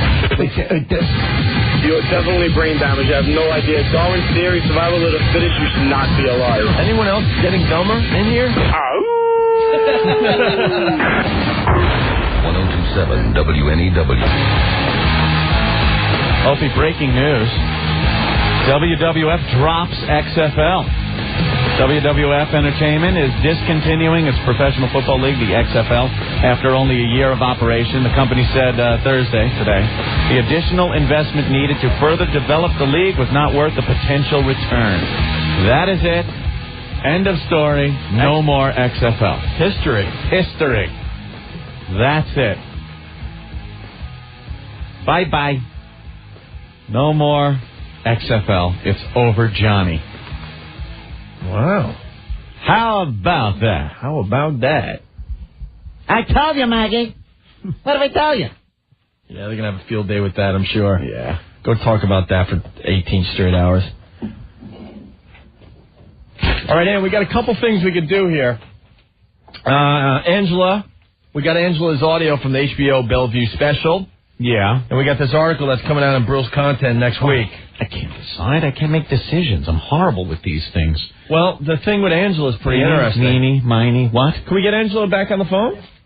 We might have to go with Angela. All right, we'll go with Angela. Because this is a breaking story, really. Breaking news. We've been talking about the HBO Bellevue mental wing story. You know, it was on documentary. Last night. It replayed last night. And we had a lot of fun with that. And one of the girls, Angela, called our show first thing today because she heard we were talking about her. She didn't like the way she was portrayed, and she said she's not a nut. And then she gets on the phone and proceeds to show that she's not a nut. Yeah, we were expecting her to be drooling or something. Yeah, she was the one that was dancing around, crying, missing her daddy. Right. She broke into spontaneous happy birthday song when the woman with the taped up glasses started to lose her effing mind. And she was the hot one. Yeah. She was the hot one on the special. Yeah. Now, she claims that she didn't know what she was doing, had no idea that the cameras were rolling. Right, Angela? Yes. Signed a release, but she was under the influence of all kinds of drugs at the time. I don't know if I signed a release. I don't remember. She doesn't even remember if she signed a release or not. And she's being portrayed. If you're in an HBO documentary about Bellevue, and they only feature, 7, 8 people in the whole thing, and you're one of them, it's kind of telling me that, God, you are like really a nut in Bellevue if they're going to focus on you. But it turns out she had a little bout with depression, and she checked herself in, and they medicated her, and now, this is 2.5 years later, she seems fine. And she had no idea she was going to be on HBO. Her friends called her up and said, Angela, guess what? You were on HBO last night after The Sopranos. What? And you really had no idea, Angela. Yes. Hold on. Let me just lower this radio. Hold on 1 second. Yeah, the delay will drive you insane. Oh, sorry. Yeah, she's going to think there's extra voices in her head with that delay. I'm hearing you guys in my head. Yes, go ahead. Yeah, that's a delay, Angela. I don't want to freak you out, okay? Sorry. Because you're going to hear things over and over again. Yeah, I just lowered it, yeah. All right. Yeah, you really had no idea that they were filming you when you were in there. there. Not at all. I was very shocked. All right, well, as promised, we found some segments that you were in. Okay. And we got the audio, and we want to get your reaction live on the radio. Yeah, we'll just... As she says she's going to be suing HBO. Now, this will probably be weird because you don't remember any of this. Nothing. That's got to be weird when someone plays Even when you tape let me hear that little segment of me singing Happy Birthday, I don't remember that. Is it strange, though? You're like, oh, my God, I don't even remember. Yeah, it's almost like it's like, like if you're drugged up or something and somebody drugs, you just don't remember, Well, we'll have to talk to Psycho Mark about that later. It's almost like being drunk and having a blackout. Right. And you don't remember what you did. All right, Angela, this first clip is you with the doctor. Marijuana's the bomb. All right, here it is. I was very violent to everybody, because I thought they were going to rape me and this and that and everything. I'm sorry. Is it good to cry? I'm sorry. Sometimes it is good to cry. And it's my kitty. I call my kitty. She wants to leave the hospital. And she won't die. She was not sure in a way. I don't believe it. I think the picture asking for her own doctor and not the I'm so upset because I miss my family and I want to be transferred. Kind of hard to hear. Oh, that's hard to hear. Yeah, you were obviously upset. I can't even hear what I just said. Yeah, it was not, you said you miss your kitty. What happened to your cat? My cat or my kids? No, your kitty. My kitty? It was like a cat that somebody had to bring it back to North Shore Animal League. Oh, okay. I had a cat named Kitty. Yes, I did. Oh, and they had to bring it back to North Shore Animal League, and you were I think upset somebody about that. took it and just let it out and let it loose. Oh, you actually... I was crying about my cat. That's something, huh? And that was the first thing you brought up before your father. That is like, so funny. Here's my list I of love my animals, cat and though. then my father. I hope this next clip is a little better. Do you have a new kitty? No, I don't have any more animals. That was my last one. Well, I hope this next clip is better. A little better quality. This is Angela talking about your dad. Okay. All right, here we go. My father. He died right in front of me. He had a heart attack, and I didn't know CPR at the time. Daddy, I love you, and I miss you wherever you are.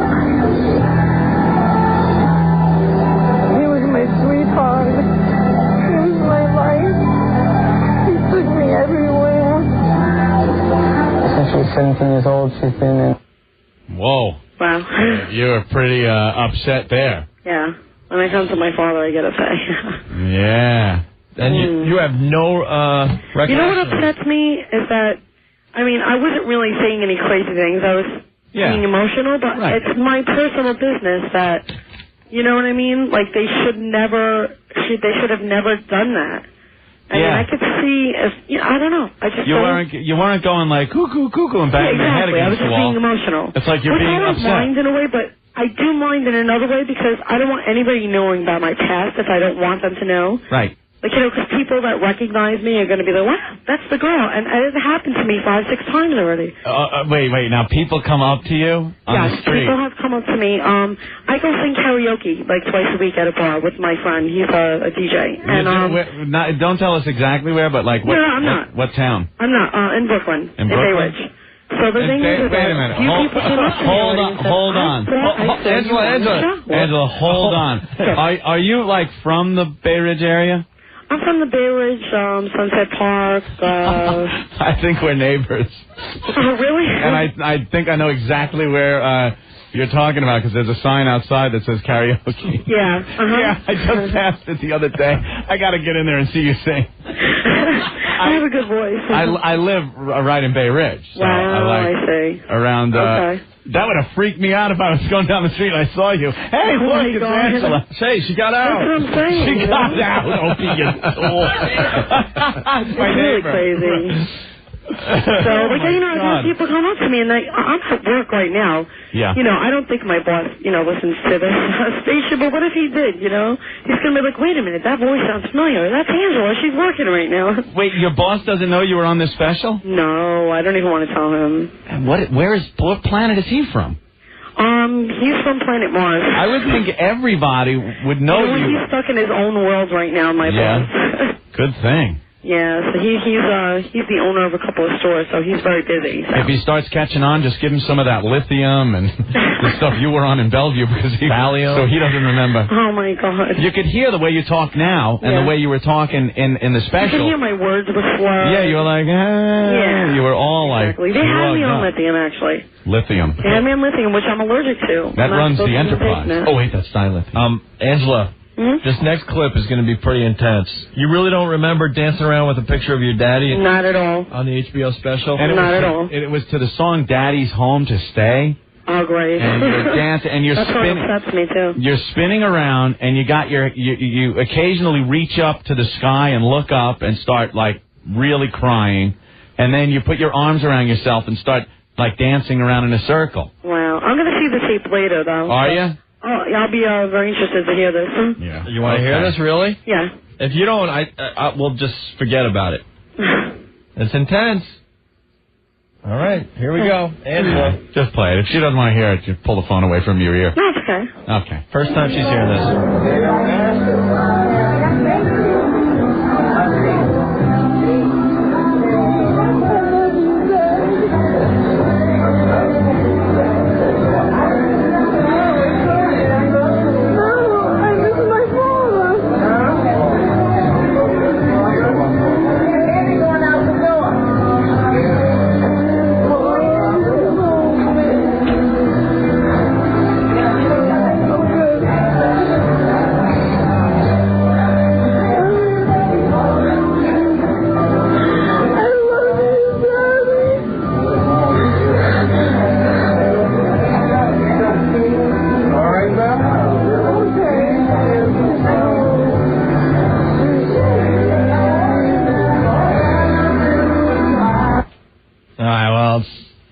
I hope you do karaoke better than you sang Daddy's Home. Or maybe it was the lithium. I usually sing karaoke while I'm crying. Yeah, really.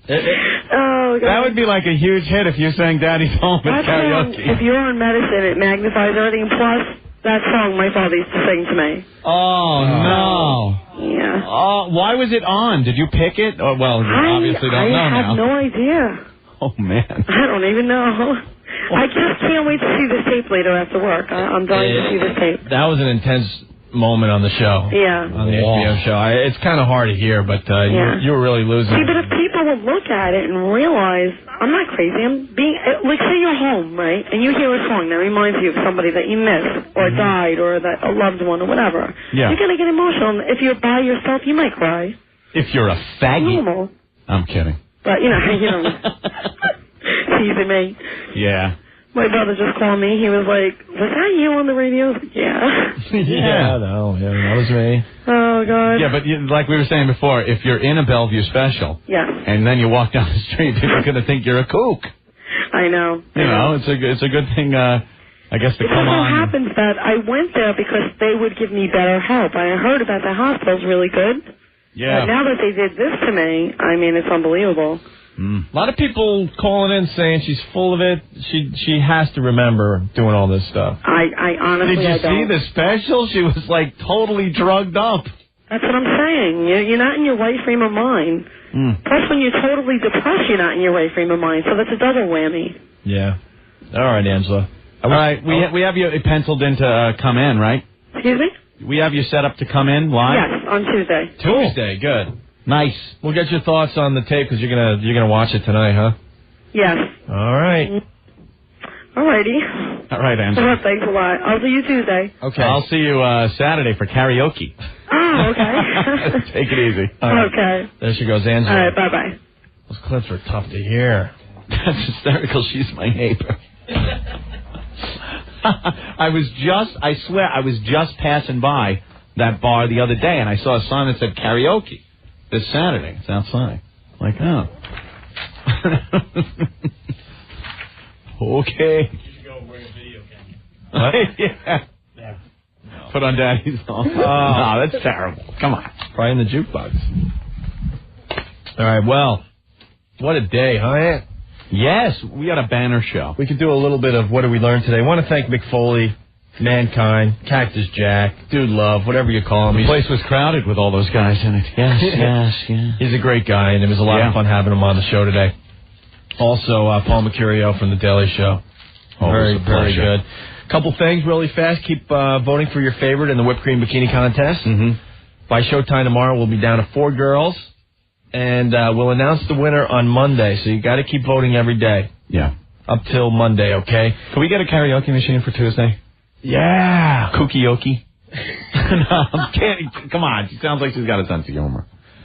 Right? You just need the karaoke's... just the music. Yeah, the music. Yeah, you can put just the get the headphones music. on and she'll do her thing. Sing a little karaoke. That's not a bad idea. Yeah, I like why not? that. I like that. We're not going to announce the winner of the whipped cream bikini contest tomorrow because we will be on the road doing this road trip, this WOW road trip thing. A new idea that we came up with. We'll see how it goes. If it goes well, we'll be doing this from time to time. Yeah. There's a lot of people bitching that we're not going to make it up to Connecticut or Rockland County or further west in Jersey or Suffolk County on Long Island. You know, we had to kind of keep it close to Manhattan for the first time because we're going to try to get to about 10 different locations in 7 hours tomorrow. Yeah, we're WOW covering stickers and just having a lot of fun. We're covering a lot of ground. It's going to be hit and run, hit and run, hit and run. We got the route on WNEW.com, so if one of these locations is near you, we'd love to see you tomorrow. Yeah. We're going to start doing updates and things like that on the Ron and Fez show tomorrow at noon, as we're leaving at noon tomorrow. Yeah, it's an all-day affair. And we'll be doing the show live from the bus. It's going to be a mess, we know it. But it's going to be a lot of fun as well. Yeah. And that's why we won't announce the winner of the whipped cream bikini contest till Monday, because there'll be too much going on tomorrow, okay? Yeah. Woo! All right, let's go to the phones and play What Did We Learn on the O&A show today? Steve, what's going on? Hey, what's up, boys? Hey. Today I learned it's okay to F a chicken as long as you wear a condom. Yep. I also learned that being gay is meant for the young. Meant for the young. Have fun tomorrow, guys. Hey, thanks. Peace. All right. Steve, what's going on? Hey, I learned that if you're too engrossed in wrestling, you don't have a girlfriend. Yes. Hey, I got a new one. Hit it. A new vacuum. Feet up!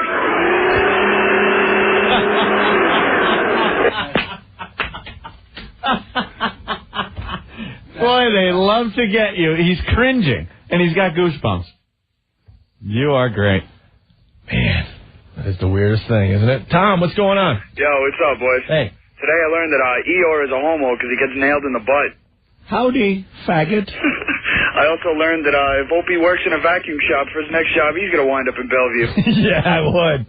Later, boys. Very good. Andrew from Jersey, I learned if you don't clean up, you wake up covered in crumpled Lorna Dunes. Yeah, that was a great line today. Joe, what's up? Hey, guys. Hey. I learned that it's customary to play the Shaft theme in Bellevue over and over and over and over again. That's good. All right, stinky rules, guys. All right, thank you. Later. He does. Adam, what's going on? Hey, what's up, guys? Hey. I learned all the hotties are hanging out at Bellevue, and that's a technique I've been using on my farm animals is all wrong. Thanks for the help. You're welcome. You guys suck. All right, let's go to Jay. Jay, what's going on? What's up, boys? Hey. Today's What Did I Learn comes from the Daily Dump Sheet on FoundryMusic.com. Okay. And that is that George doesn't get credit for his own dumps. Yeah, Otto gets credit for him. Otto didn't say any of those things. George did. Yeah.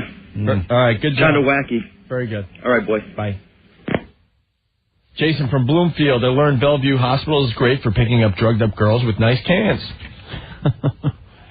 What did I learn on the show today? I learned some pro wrestlers shop for dildos. That's Tony from Babylon. Yes, we did learn that. Special K from New Jersey. Today I learned that while the listeners are listening to commercials, there's an uncomfortable silence in the studio with Opie and Anthony and their guests. Not with us. Not with us. Even Mankind or Mick Foley admitted that it was cool when the commercials were playing. Carolyn, what's up? Hey, I learned what happened to Opie's French scuba diving friend. Yeah. Hey, that's good. Opie was flying the plane. Yeah, very good. Thank you. Thank you. Thank you. Tim, what's going on? Hey, guys, how you doing? Good. I learned that Anthony knows all too well how to screw a sheep. Yeah, huh? It's very disturbing. Isn't that? How many times have you tried to do that over there in Brooklyn? Well, let me think. There's no real cliffs to back him up to. Is that what you and Joe were really doing in the woods instead of causing fires? Is that why the fire started? You dropped your lighter as it was giving it to you good?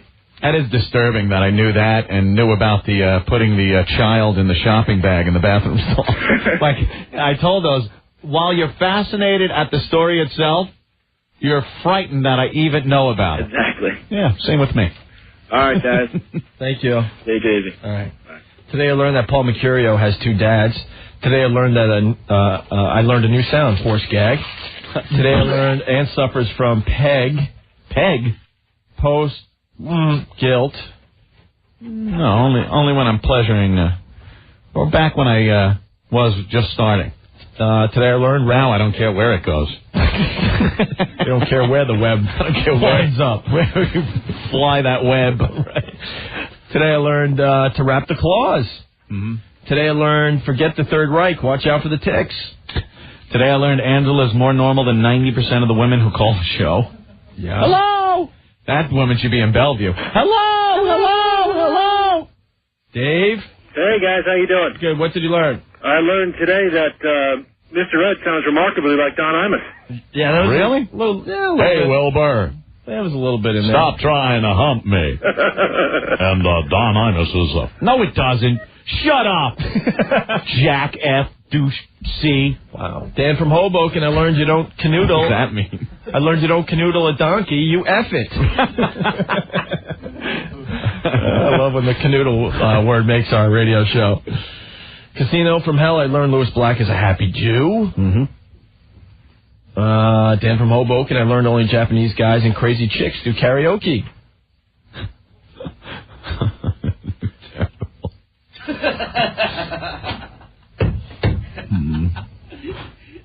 like Dan's other one. Which one? I like Dan's other one about Dan's.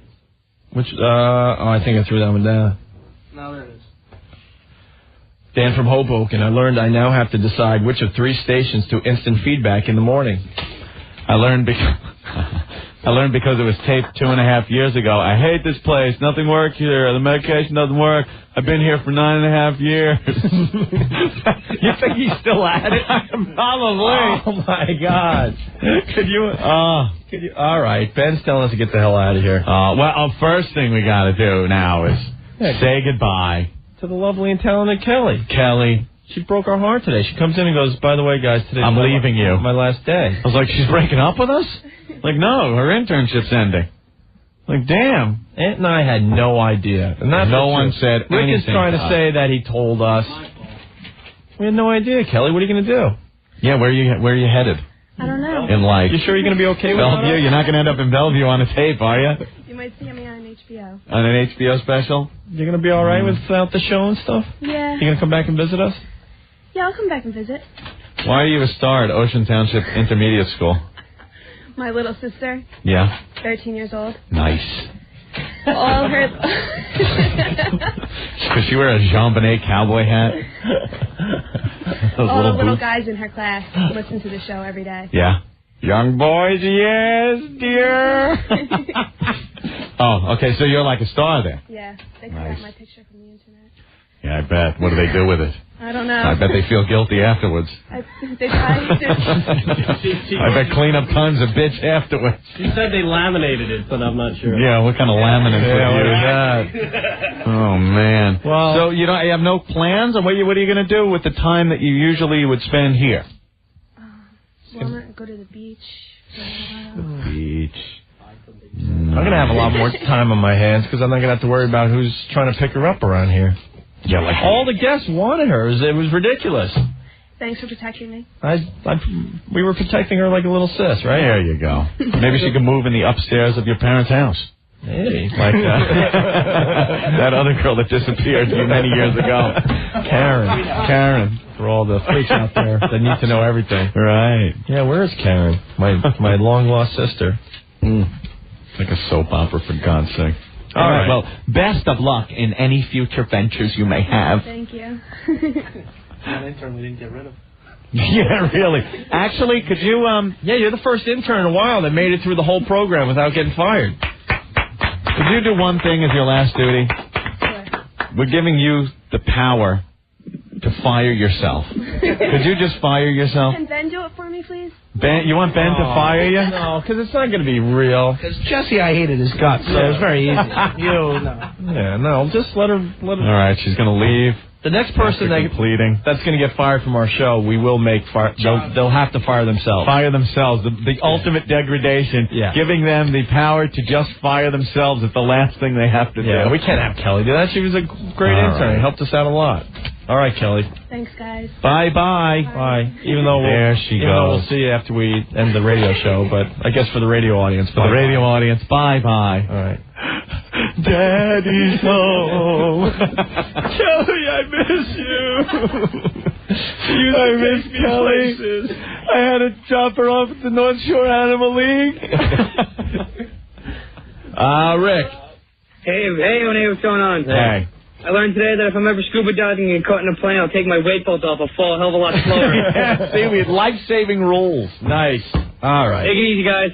Well, we got to get out of here. Yep. We got some skating to do, right, Stink? Doing some skating. Skating.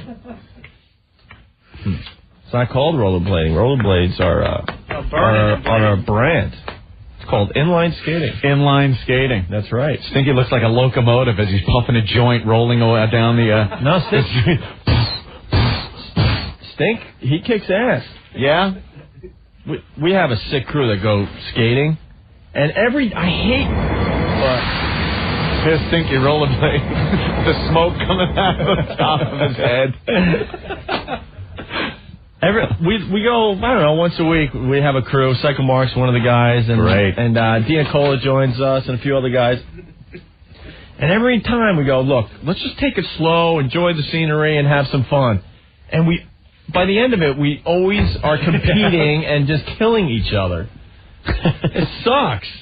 Well, Mark has his new wheels that he buys like every 2 months. Yeah, he's like, the biggest. They're so fast, and he has to prove to us how fast his new wheels are. I made so much money at Fox, I can afford the best equipment. I got a floating head on Foundry Music. All right. Okay, so tomorrow we'll see you guys on the road. On the road. It's the WOW road trip. I don't know. This is something we invented this one. I think it's just going to be a lot of fun to get out there, hand out some stickers, get to a few towns, and just have some fun, you know? Yeah. I don't know if the show's going to be a cluster F or not, but we're going to have some fun. And we're going to have updates on the Ron and Fez show starting at noon, because we're starting at noon. Yeah. We got lots of places to hit tomorrow. Right. And you can follow us, do whatever it takes. We don't care. The route is posted on WNAW.com and FoundryMusic.com, FOUNDRY music.com. All right? Right. Can we give away some of these, Ben? 8 pairs? Clear the phone lines. Sting, clear the phone lines, because this is really cool. We got 8 pairs of tickets to an exclusive listening party for the new Radiohead CD, Ant, at Lux in Levittown. It's happening next Friday. Plus, all winners will be entered into a drawing to win tickets to see Radiohead when they come to the tri-state area this summer. Very, very cool. The new CD by Radiohead will be in stores on June 5th. But if you want to go to the listening party on Long Island, we'll give out 8 of them, 8 pairs to some random callers right now at 212-757-1027. Thank you. Thank you, please. Thank you for listening. Thank you, please. Thank you. Thank you. Very good, please. Thank you. The Opie and Anthony Show. There's usually just a bunch of guys sweating and burping and farting. Hail to the kings of the radio. 1027 WNEW.